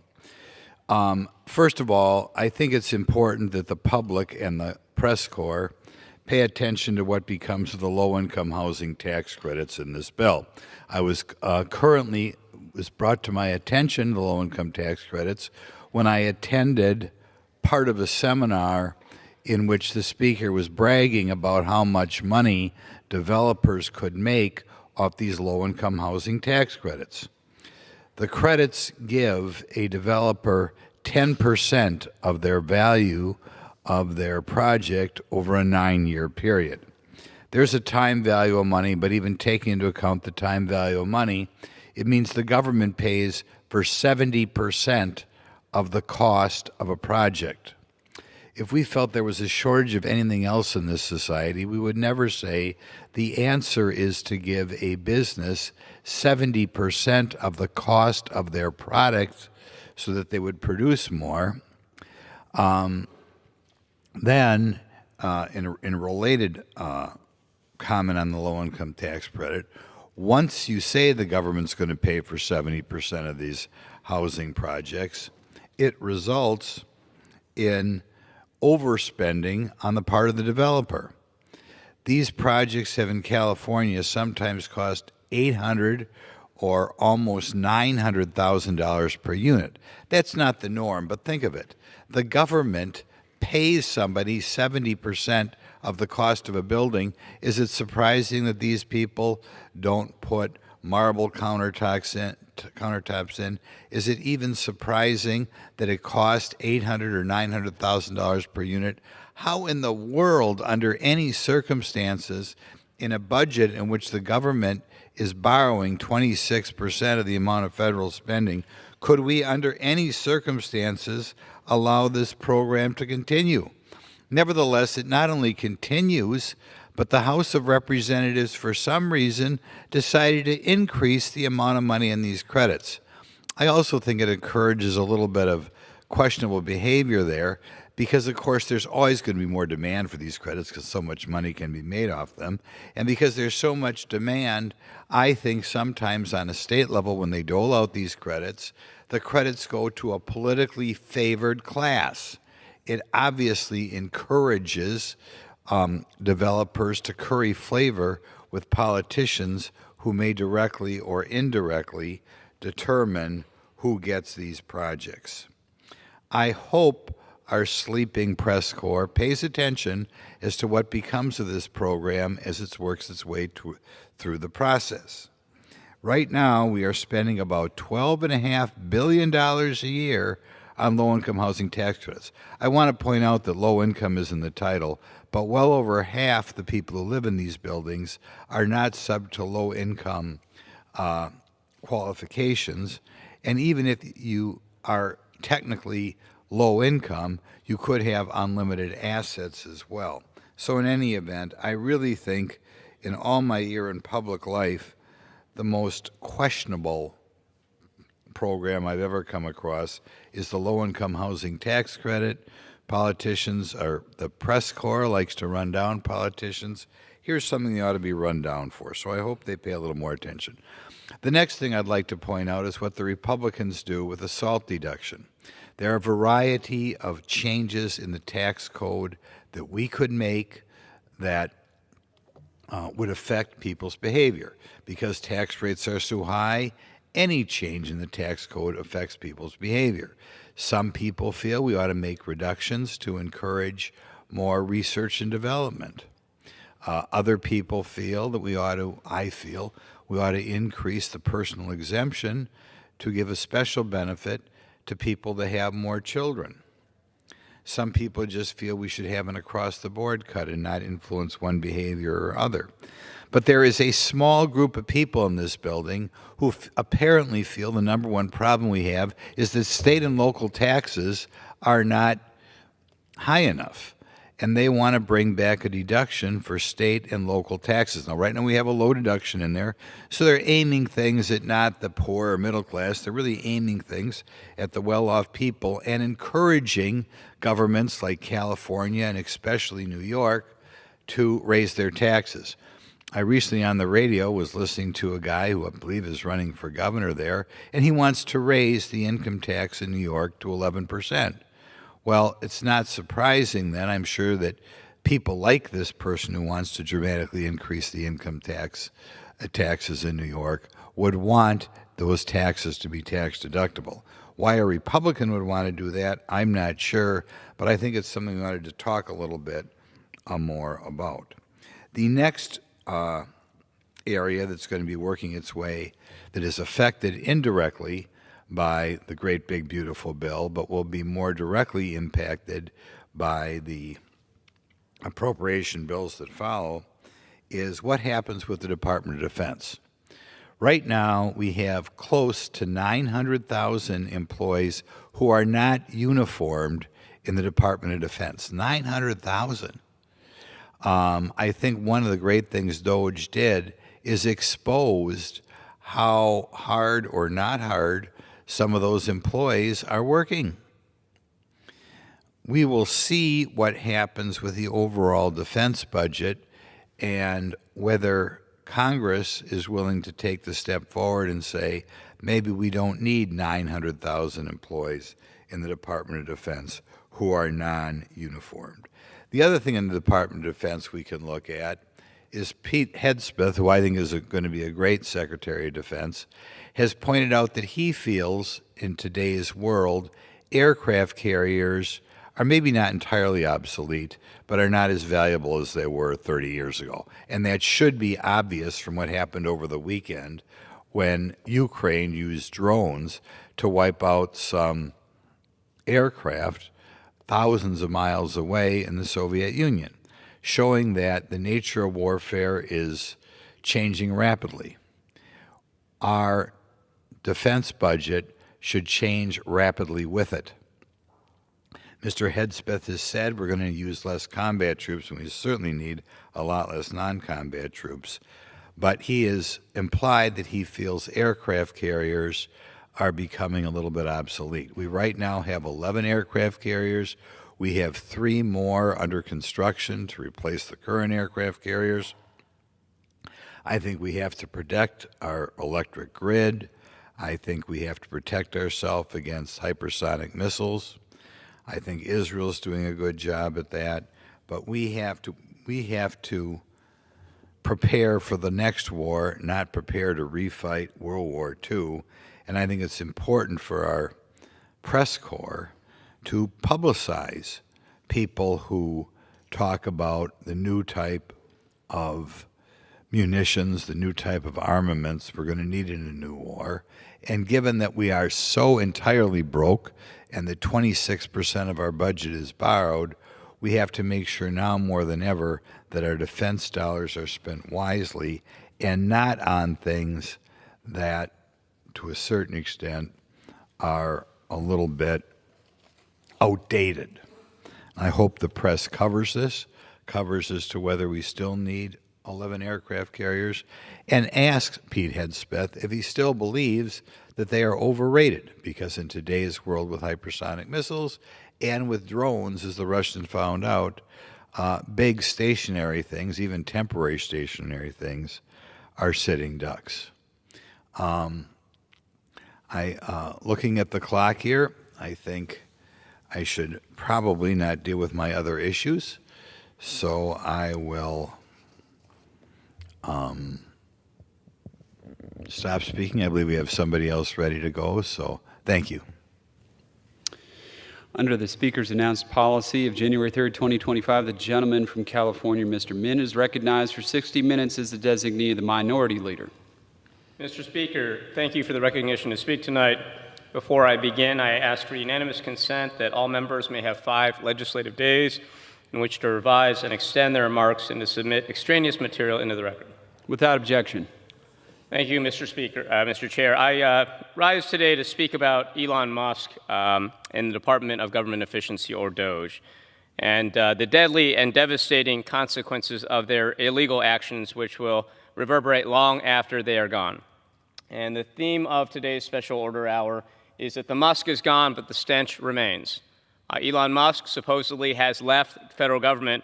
I just want to remind people that when President Trump issued his executive order creating the Department of Government Efficiency, or DOGE, and appointing Elon Musk in the role related to DOGE, DOGE was created as a temporary organization, and Elon Musk was appointed as a special government employee, and this was to avoid having any kind of Senate confirmation of either this congressional creation of the agency or any confirmation of Elon Musk. And I want to remind folks that this entire time that Elon Musk was in office or as a federal employee, he was in fact exercising powers that were far greater than any special government employee would be allowed to have, exercising powers that would be at the highest levels of government, higher than an agency or department head, and in fact exerting powers that even the president himself does not hold. He violated the law every single day he was in Congress. He violated the law every single day he was a special government employee. DOGE employees continue to remain today. So even though Elon Musk is gone, there are something like 100 or more DOGE special governmental employees and other employees scattered around the federal government that are in position to continue the wreckage that Elon Musk created. Now, I know that Elon Musk and Donald Trump have created a lot of news with their catfighting earlier today, but I just want to remind folks again that the damage Elon Musk did is going to take a long time to repair, and what he did essentially was try to upend the Constitution. Elon Musk, as a special government employee, purported to be able to undo acts of Congress, to illegally impound funds that Congress had appropriated, to undo laws we had created, to undo agencies we'd created. And there's a long list of stuff that he did, that DOGE did, including illegally deleting or ending the Department of Education, ditto with the U.S. AID, the U.S. Institute for Peace, and the Consumer Financial Protection Bureau. Importantly, most of these were institutions created through acts of Congress, funded with appropriations authorized by Congress, and even my children know that the Constitution is clear on this point. Congress, and only Congress, has the power to enact laws. Congress, and only Congress, has the power to appropriate funds. It's very clear in our Article I authorities. And so the President does not have the authority to try to undo our laws or to impound funds that we've appropriated. And certainly a special government employee like Elon Musk does not have that authority. And so this was about a core tenet of the Constitution of the United States that every single one of us in Congress swears to support and defend when we take office. And yet too many on the other side of the aisle during this entire time pretended like this wasn't happening, pretended like Elon Musk was not violating the law every single day. So now he's apparently gone from the federal government, but the mass amount of wreckage that he did during his time with Doge is something that we're going to have to analyze and understand, because there's been a complete lack of oversight from Congress, including from the Oversight Committee that I sit on, over these past few months. There have been reports that Elon Musk and Doge were given complete God-level access to the federal government's top systems, including private and sensitive data for all Americans, classified information, budget information, payment systems, etc. From a conflict of interest standpoint, Elon Musk has vacuumed up many billions of dollars in federal contracts for his companies and enriched himself. Tesla, SpaceX, Starlink have all profited under Musk's time as a federal employee. At the same time, he went out of his way to kill several enforcement actions that were underway by different federal agencies against his businesses, allowing his companies and himself to evade oversight. He was able to help place key personnel in agencies that now are looking to benefit his companies financially. Going back to the data privacy point, Elon Musk and Doge have allegedly used Musk's AI chatbot, Grok, within federal agencies. This model has likely been trained on non-public data by incompetent Doge workers, and Doge has also sought access to sensitive government data for millions and millions of Americans, likely violating the Privacy Act of 1974 repeatedly.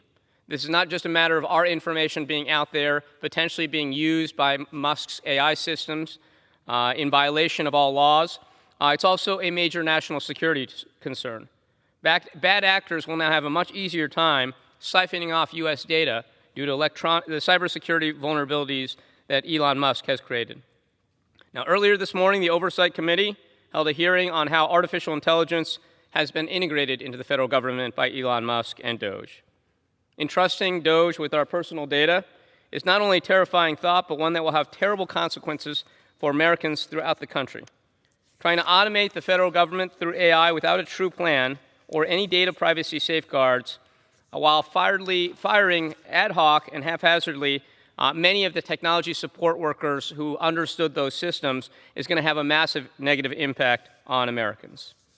And I see here that I have here with me a fellow member. I'll concede in just a few moments, but just wanted to continue by saying that many of my constituents right now are complaining about some of the effects we're already seeing from the haphazard and, again, illegal cuts to personnel made by Elon Musk and Doge, including many who are complaining now that they are having difficulty accessing their Social Security benefits because of the mass cuts in SSA.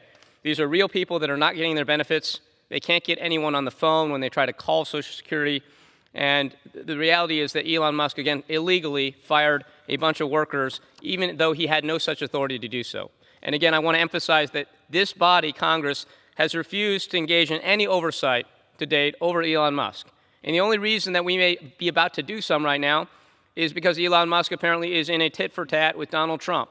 And so I suspect some of my colleagues on the other side of the aisle will finally wake up to some of the wrongdoing, some of the illegal actions that Elon Musk has been engaged in since January 20th. I also want to point out that this has never been about waste, fraud, and abuse, certainly never been about efficiency. You don't eliminate entire agencies and departments, as Elon Musk has done.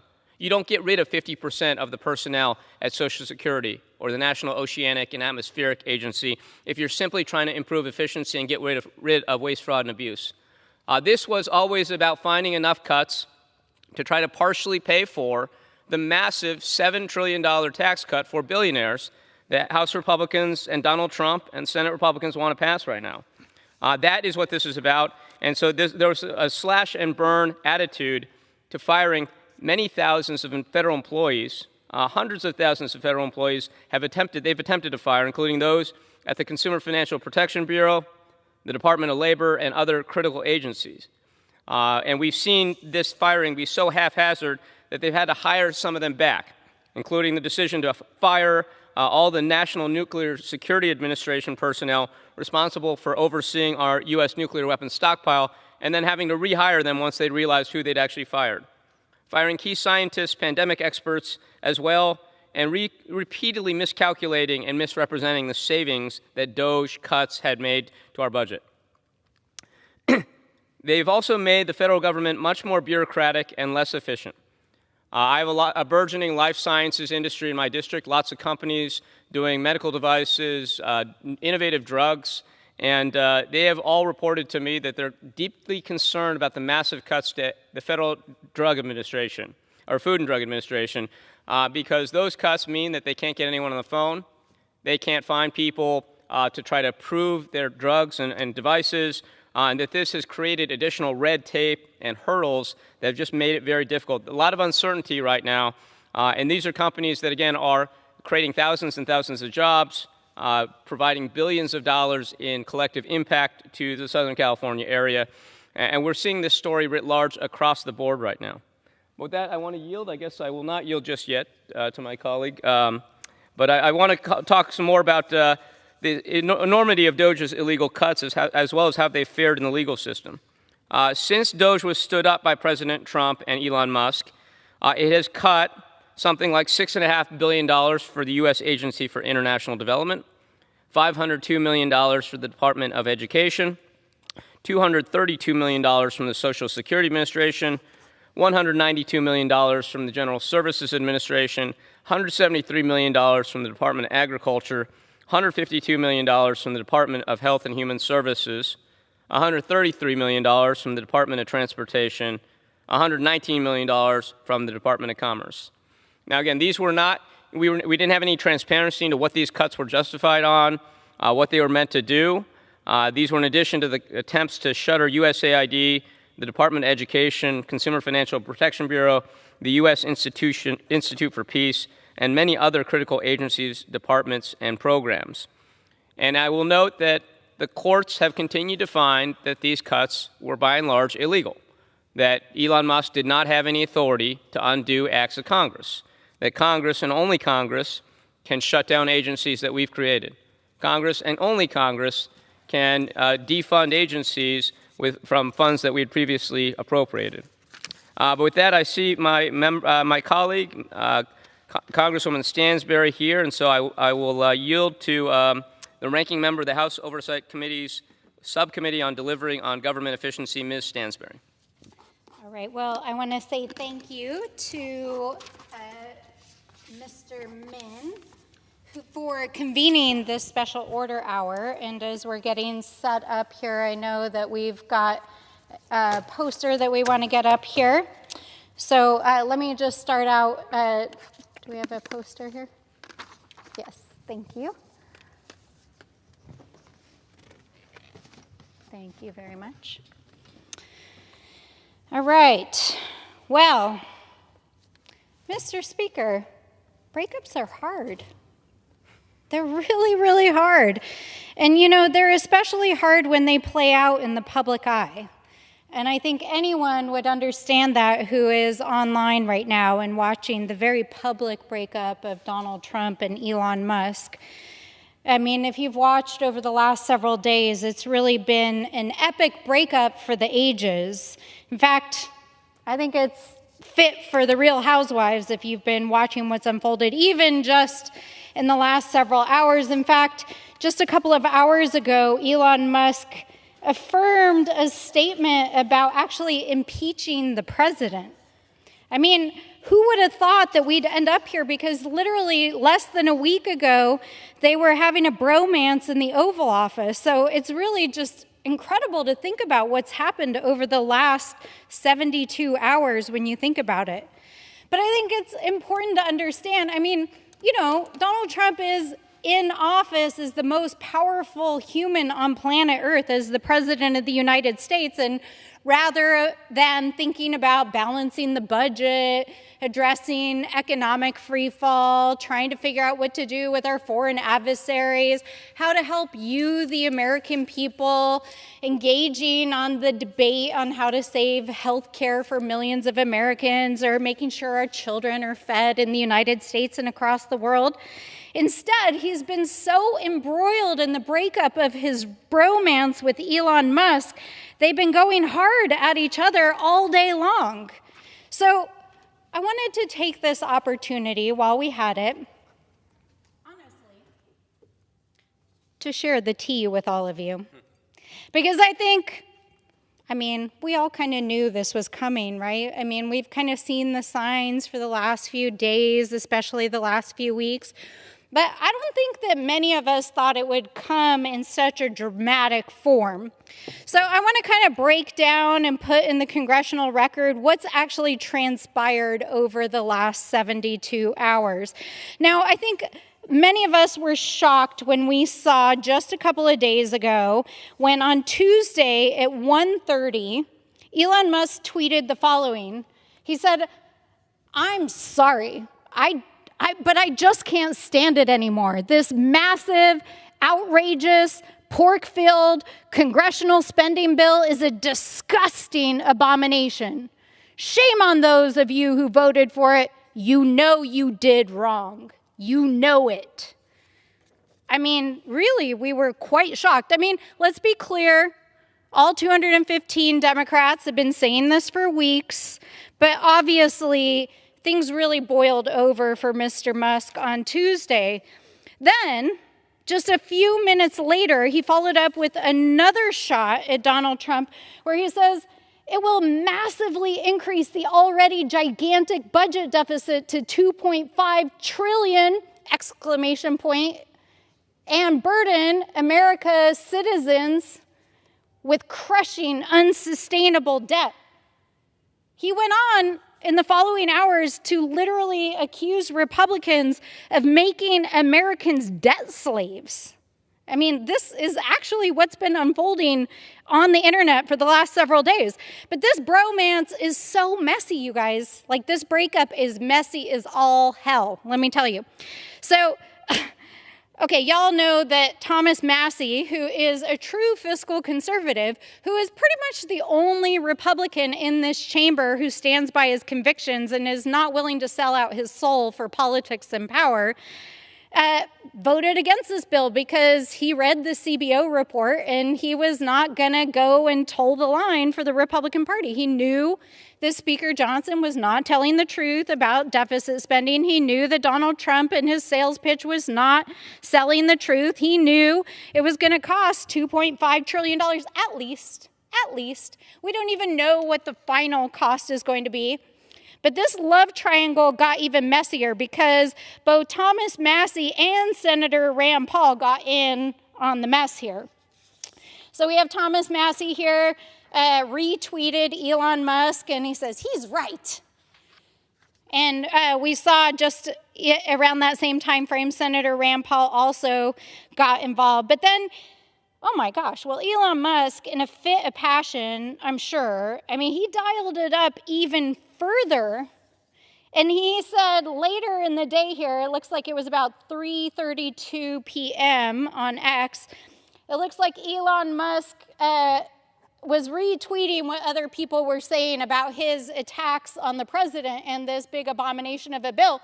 And Elon Musk says, "In November of next year, we fire all politicians who betrayed the American people."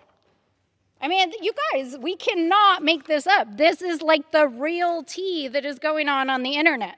So, you know, Elon Musk, he dumped almost $300 million on Donald Trump's election, and he even weighed in and was like, "Yo, bro, you wouldn't even be president and wouldn't have the majority if I hadn't dropped all my dollars on you."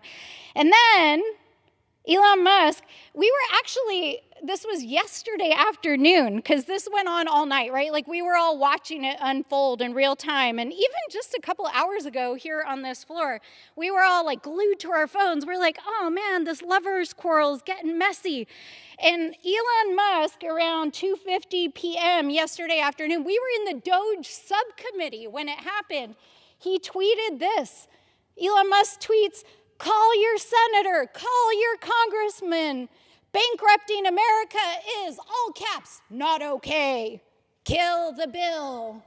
And, you know, I appreciate, I'm a 90s kid. He also tweeted a picture of Kill Bill, Quentin Tarantino reference. You know, we all know where you're coming from, Elon.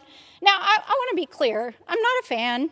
I think we all know that. We've tried to subpoena you several times to come testify in front of the Oversight Committee. You've been giving yourself billions of dollars in contracts. You've been stealing American data. You've been breaking the law with impunity. You know, a couple of people asked me earlier how I felt about what was going on in this lovers' quarrel, and I'm like, you know what? Like, you get mixed up with messy people, you get a messy outcome, and it's very clear that that's exactly what's going on. Now, I think we've all been hearing the rumors here in Washington, the breakup rumors. In fact, I think many of us, even on this floor, on both the Democratic and the Republican side, have heard the rumors that Donald Trump was getting frustrated with Elon, that he wanted to be on the helicopter all the time. And, you know, he was like following him around, going to Mar-a-Lago, and showing up to these cabinet meetings and throwing all his money around and all that stuff. And in fact, in response to all the drama, Donald Trump fired back on Truth Social. Elon was wearing thin. I asked him to leave. I took away his EV mandate that forced everyone to buy electric cars that nobody else wanted, that he knew for months I was going to do, exclamation point. And he just went, all caps, crazy. I mean, you guys, this is getting out of hand. This is really, really, really getting out of hand. So then Donald Trump, I mean, really, this is just the, tip of the iceberg, because what else does like the leader of the free world have to do all day? I mean, he could try to end wars in the Middle East. He could try to negotiate peace deals in Europe. Oh, wait, no, actually, he's cutting funding for NATO. Sorry, I forgot about that. But in fact, he just spent his entire day attacking his aggrieved lover. So Donald Trump, let's see here. This is June 5th at 2:37 on Truth Social, says, the easiest way to save money in our budget, billions and billions of dollars, is to terminate Elon's governmental subsidies and contracts. I was always surprised that Biden didn't do it. I mean, there's not a lot that Mr. Trump and I agree on, but I mean, I'm totally with you, Mr. President. If you want to go after Elon Musk's contracts, like, we are here for the fight, bro. Like, give me a ring, like, for real. We can get this across the finish line because, I mean, obviously, I know you guys were feeling like the feelings for the first 130 days, and there's always like a honeymoon period, especially after you go through a big thing together like an election. And I know he helped you win your election, but obviously now the honeymoon is worn off. But I mean, if you really want to root out waste, fraud, and abuse, I mean, even Donald Trump is saying it, you guys. I mean, Donald Trump apparently even this week asked his own staff if the entire DOGE effort was bullshit. And I'm not trying, I know we're on the floor of the House of Representatives, so to all of you monitoring, that's a direct quote of the President of the United States. Let me just be clear on that. But yeah, I mean, obviously Donald Trump, I mean, these guys know a lot about each other. They've spent a lot of time with each other over the last few months. So, I mean, they actually know what's going on. But the battle continued today. In response to Donald Trump's comments about Elon wearing thin, someone, the Autism Capital account, I don't know quite what that is, says, Trump fires back at Elon, the online battle begins, popcorn emoji. And Elon Musk says, such an obvious lie, so sad. I mean, we're all sad, right? Like, it's always sad when a relationship ends. But I think this is when things really got heated. And this is why things are really hard when you're having a breakup and there's a love triangle with the GOP, these guys over here. I mean, there's nobody here anymore, just in case you're wondering. No Republicans except for the acting pro tem here. But I mean, the thing that's so crazy, right? We all get wrapped up in our friends and their relationships, and the Republicans were like, okay, Mr. Trump, Elon's obviously your bestie, and he spent all this money, so we'll go along with it, even though apparently the cabinet and Republicans were really unhappy about it. And they're like, okay, fine. But then, like, we're going scorched earth here now. And it was actually really interesting to me earlier here on the House floor, because I was like, well, how are Republicans dealing with it? Honestly, I haven't seen you guys cheerful in quite a few months. So clearly something's about to happen. So Elon Musk, where are we at here on the time frame here? This was actually shortly before I came to the floor this afternoon. Tweets, time to drop the really big bomb at real Donald Trump is in the Epstein files. That is the real reason they have not been made public. And then he says cheerfully, have a nice day, Donald Trump. I mean, we all know what happens in breakups. But obviously, like, you guys, they got the tea on each other. And this is like a no holds bar breakup fight happening right now. But finally, like, this was like the mic drop of all mic drops. Just as I was walking onto the floor this afternoon, Elon Musk tweets, yes, in response to some other person who I don't know, who tweeted, President versus Elon, who wins? Trump should be impeached. Now, we've all been through really hard breakups, but I don't know if you guys remember, but like 140 days ago or so, like, it was a love fest. They were here in the Capitol. It was so good. Elon Musk was like, yo, President, I'm going to like save the government from debt slavery, which is his words, and the deficit. And like, these bros were on the helicopter every day. They're going down to Mar-a-Lago. And now Elon Musk is calling for the frickin' impeachment of Donald Trump, you guys. I mean, that is some serious, serious business. So, what does this all mean in reality? I mean, it's happening in real time. I haven't even checked my phone since I started this conversation. There might be more drama going down just since we started this very conversation on the floor. But the reality of the situation is y'all both got what you paid for. Mr. Musk, you spent almost $300 million in dark money to pay for your friend, Mr. Trump, to become the president and to win this Republican majority who is trying to send our country into the largest deficit spend in American history. And Mr. Trump, I mean, this is what happens when you sell your soul. I mean, you see what happens. So I have a lot of love in my heart for people who are going through hard times. And I know that, both you guys are having a hard time.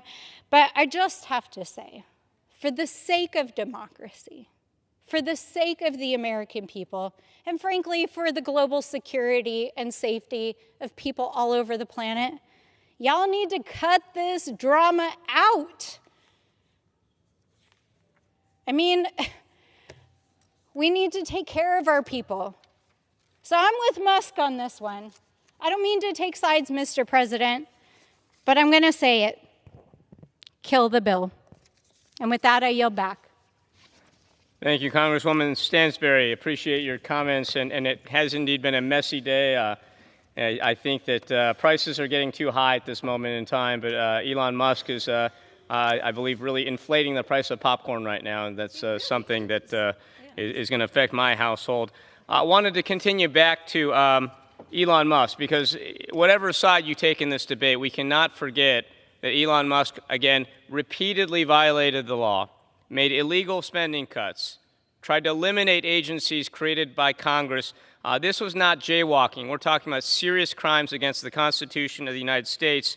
And his actions were characterized not only by their illegality, but also by their immorality and incompetence. The 3 I's. And the immorality we saw as you continue to cut programs that were meant to help our poorest and most vulnerable. Call it Social Security, which is a lifeline program for all the seniors around the country, including the ones in the district I represent. Called it a Ponzi scheme, and cut so much of the workforce that, again, I've had many constituents now complaining they can't get access to their benefits, they can't get anyone on the phone when there's been a mistake.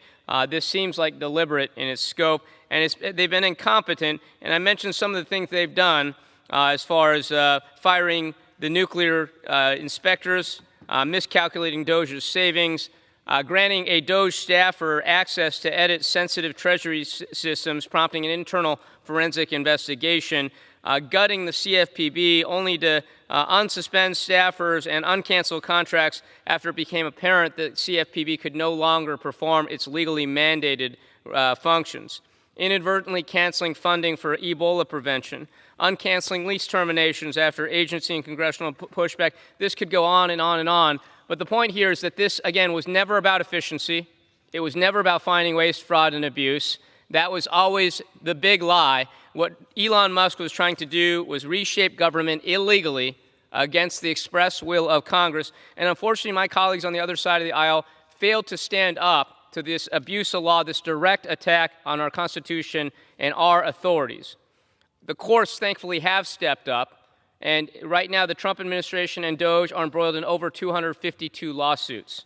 They have lost almost all of these at various stages at the district court and appellate level, including several in the Supreme Court. And they're continuing trying to appeal. But even as this has happened, many of our colleagues on the other side of the aisle, rather than stand up for Congress's authorities under the Constitution, they have tried to go after judges. They have threatened judges, tried to take away some of their authority. And we saw that most recently in the big, beautiful bill, which I think Republicans are now realizing was actually a monstrosity, a Frankenstein-level monstrosity of extreme provisions that many of them did not realize were in there, such as the one in that bill that would effectively neuter the judiciary's power to hold any administration official in contempt. This provision is a little wonky, but in essence, it prohibits federal courts from enforcing contempt citations, which a judge can issue for noncompliance of a court order. Now, what this would do is effectively shield the Trump administration from wrongdoing, that no judge could enforce any penalties against the Trump administration for failing to respond to court orders, for failing to obey the Constitution or the law. And what is concerning about this is that we have found an increasing number of Republicans who are publicly admitting now they didn't realize that this provision was in the, quote, big, beautiful bill that they'd passed. And of course, we all remember just a couple weeks back, this bill was pushed through in the dark of night after 1 a.m., and it was clear that it was rushed through so quickly that most of our colleagues did not have time to read it, did not understand what was in it, did not have time to have their staffs review what was in it. This was an unconscionable process that is leading to outrageous results. We're also seeing other examples of provisions that my Republican colleagues were not aware was in the bill. Just earlier this week, Marjorie Taylor Greene, who I serve with on the Oversight Committee, noted that she did not realize that there was a 10-year moratorium on AI regulations created as part of this big, beautiful bill, and said explicitly that she would oppose it. Well, she had a chance to oppose it when the bill was on the floor, but didn't read it. I would suggest to my Republican colleagues that maybe reading the bills that we are passing is a good idea before you decide to vote for them, particularly when you are rushing it through on a partisan line vote. Now, look, I come from a legal background. I started my career turning down Wall Street to go work at the SEC to crack down on corporate fraud, to uphold the rule of law. I've continued fighting for the rule of law my whole career, including as a law professor at UC Irvine. And what we're seeing right now is deeply offensive to the rule of law. That what we saw this last election cycle was Elon Musk spending $290 million on behalf of Donald Trump and other Republican candidates. $290 million. A lot of money. But that has paid off very well. Very good return on investment for Elon Musk because his wealth has gone up $100 billion with a B since he took office. Despite all the disasters we've seen, despite the massively declining sales of Tesla, his net wealth has gone way the hell up. And that's because he uniquely, even as other spending gets cut, willy-nilly, because a 21-year-old coder named Big Balls decides to delete a line of code, Elon Musk is getting massive new government contracts, including an $8.5 billion contract for Tesla from the GSA for electric vehicles, a $2.4 billion contract for SpaceLink, which was originally meant for Verizon but which was canceled and mysteriously then transferred over to SpaceX, which happens to be conveniently owned by Elon Musk. and on and on and on. Now, this looks like a quid pro quo. This looks like something that should not be allowed to exist, particularly when you have a man who is repeatedly, flagrantly, and knowingly violating the law every single day, upending the Constitution. And the damage to this country that we're going to see over the next several decades that we're seeing already happen right now is going to be devastating. Just earlier last week, I had a town hall at UC Irvine, which I represent. And as many people around the country are beginning to realize, a lot of what's happening right now is threatening our economic present, but also our economic future. The massive cuts to science and research funding for universities which have long been the basis for our innovation economy. Whether in California, Boston, Atlanta, around the country, we know that high-end research creates jobs. It leads to innovations, that leads to new companies. It's what has made America great over time. And yet right now, those cuts are massive. Right now, we have seen NSA, NIH, and other agencies in the Trump administration illegally refuse to spend and allocate research funding that Congress has appropriated. That, in turn, has led already to the firing of many grad students of programs, innovations. But also, concerningly, we are starting to see the compounding effects of the attacks on legal immigrants here, people here on student visas. Now, you may recall that just a few weeks back, the Trump administration announced that they would be rounding up a whole posse of students who had minor run-ins with the law. In California, in the University of California system alone, there were something like 165 students here on valid student visas who'd been arrested with no due process, put into deportation proceedings. In one case, it was because they ran a stop sign. In another case, it was because they were in a domestic dispute. Their partner called the police. When the police arrived, they actually found that the immigrant, the person here on a student visa, was not the abuser, but actually probably had been abused. They decided to not proceed with this. But because there was a police report, even one that falsely accused this immigrant, that immigrant was put into deportation proceedings. Now, the Trump administration did reverse that policy after a public outcry, but we've seen foreign students, the best and brightest that have traditionally come to this country, to places like Harvard and MIT and UC San Francisco and Stanford. They are not coming here. They are going to other countries right now. And that accumulated effect is draining our future right now. We are talking about entire industries predicated on technology, on research, on life sciences that we expect to see massive declines in 10, 15, 20 years. We are robbing our future right now. And for what, I don't know, to give Elon Musk a little bit more. So the damage is going to be incalculable across the board. But I think the biggest damage that we're going to see is to our public's trust in our institutions. Right now, we're seeing corruption on a scale we have never seen before in the history of this country. A $400 million Qatari gift of a palace in the sky to Donald Trump was just the thing that made the news. But meanwhile, he's having dinners with massive donors who are giving billions and billions of dollars to his meme coin. We're seeing bribes happen across the board. We're seeing emoluments over and over and over to the president and his family. And yes, we're seeing Elon Musk getting a ransom from the federal government as far as new contracts that has personally benefited him to no end. We have to start enforcing the rule of law in this country. As someone who has always believed in the rule of law, who stood closely side by side with our law enforcement officers, with our prosecutors, with those who are trying to uphold the rule of law in this country and the Constitution, I would urge my colleagues on the other side of the room to start thinking about that oath that we took when we took this office to support and defend the Constitution. Those are not just words. They are the foundation of what it means to serve in Congress, of what it means to serve in the federal government, of what it means to be a patriotic American. If you are not enforcing the Constitution of the United States, if you are not enforcing the rule of law and standing up for the authorities of Congress, which is a co-equal branch of government, not a lackey of the president, what do we stand for? What are we doing here? I know that many of my colleagues on the other side are scared of Donald Trump and Elon Musk, frankly, too. But that should be no excuse for standing up and doing what is right. And we have to stand up and have an accounting of all the damage that Elon Musk did during his time at Doge, again, as a special government employee who never disclosed his conflicts of interest, who illegally exerted authority that a SGE should never have, that the President of the United States does not have. We need a real accounting of what happened, the damage that has been done, as well as all of the laws and constitutional provisions that he and every other member of DOJ has done. This is the time to do it. I would urge my colleagues to actually start stepping up for the Constitution. And with that, I would yield the rest of my time. Thank you, Mr. Speaker. And with that, I would also move that the House adjourn.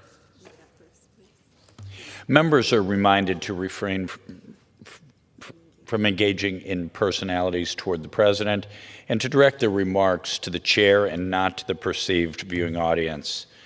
The question is on the motion to adjourn. Those in favor say aye.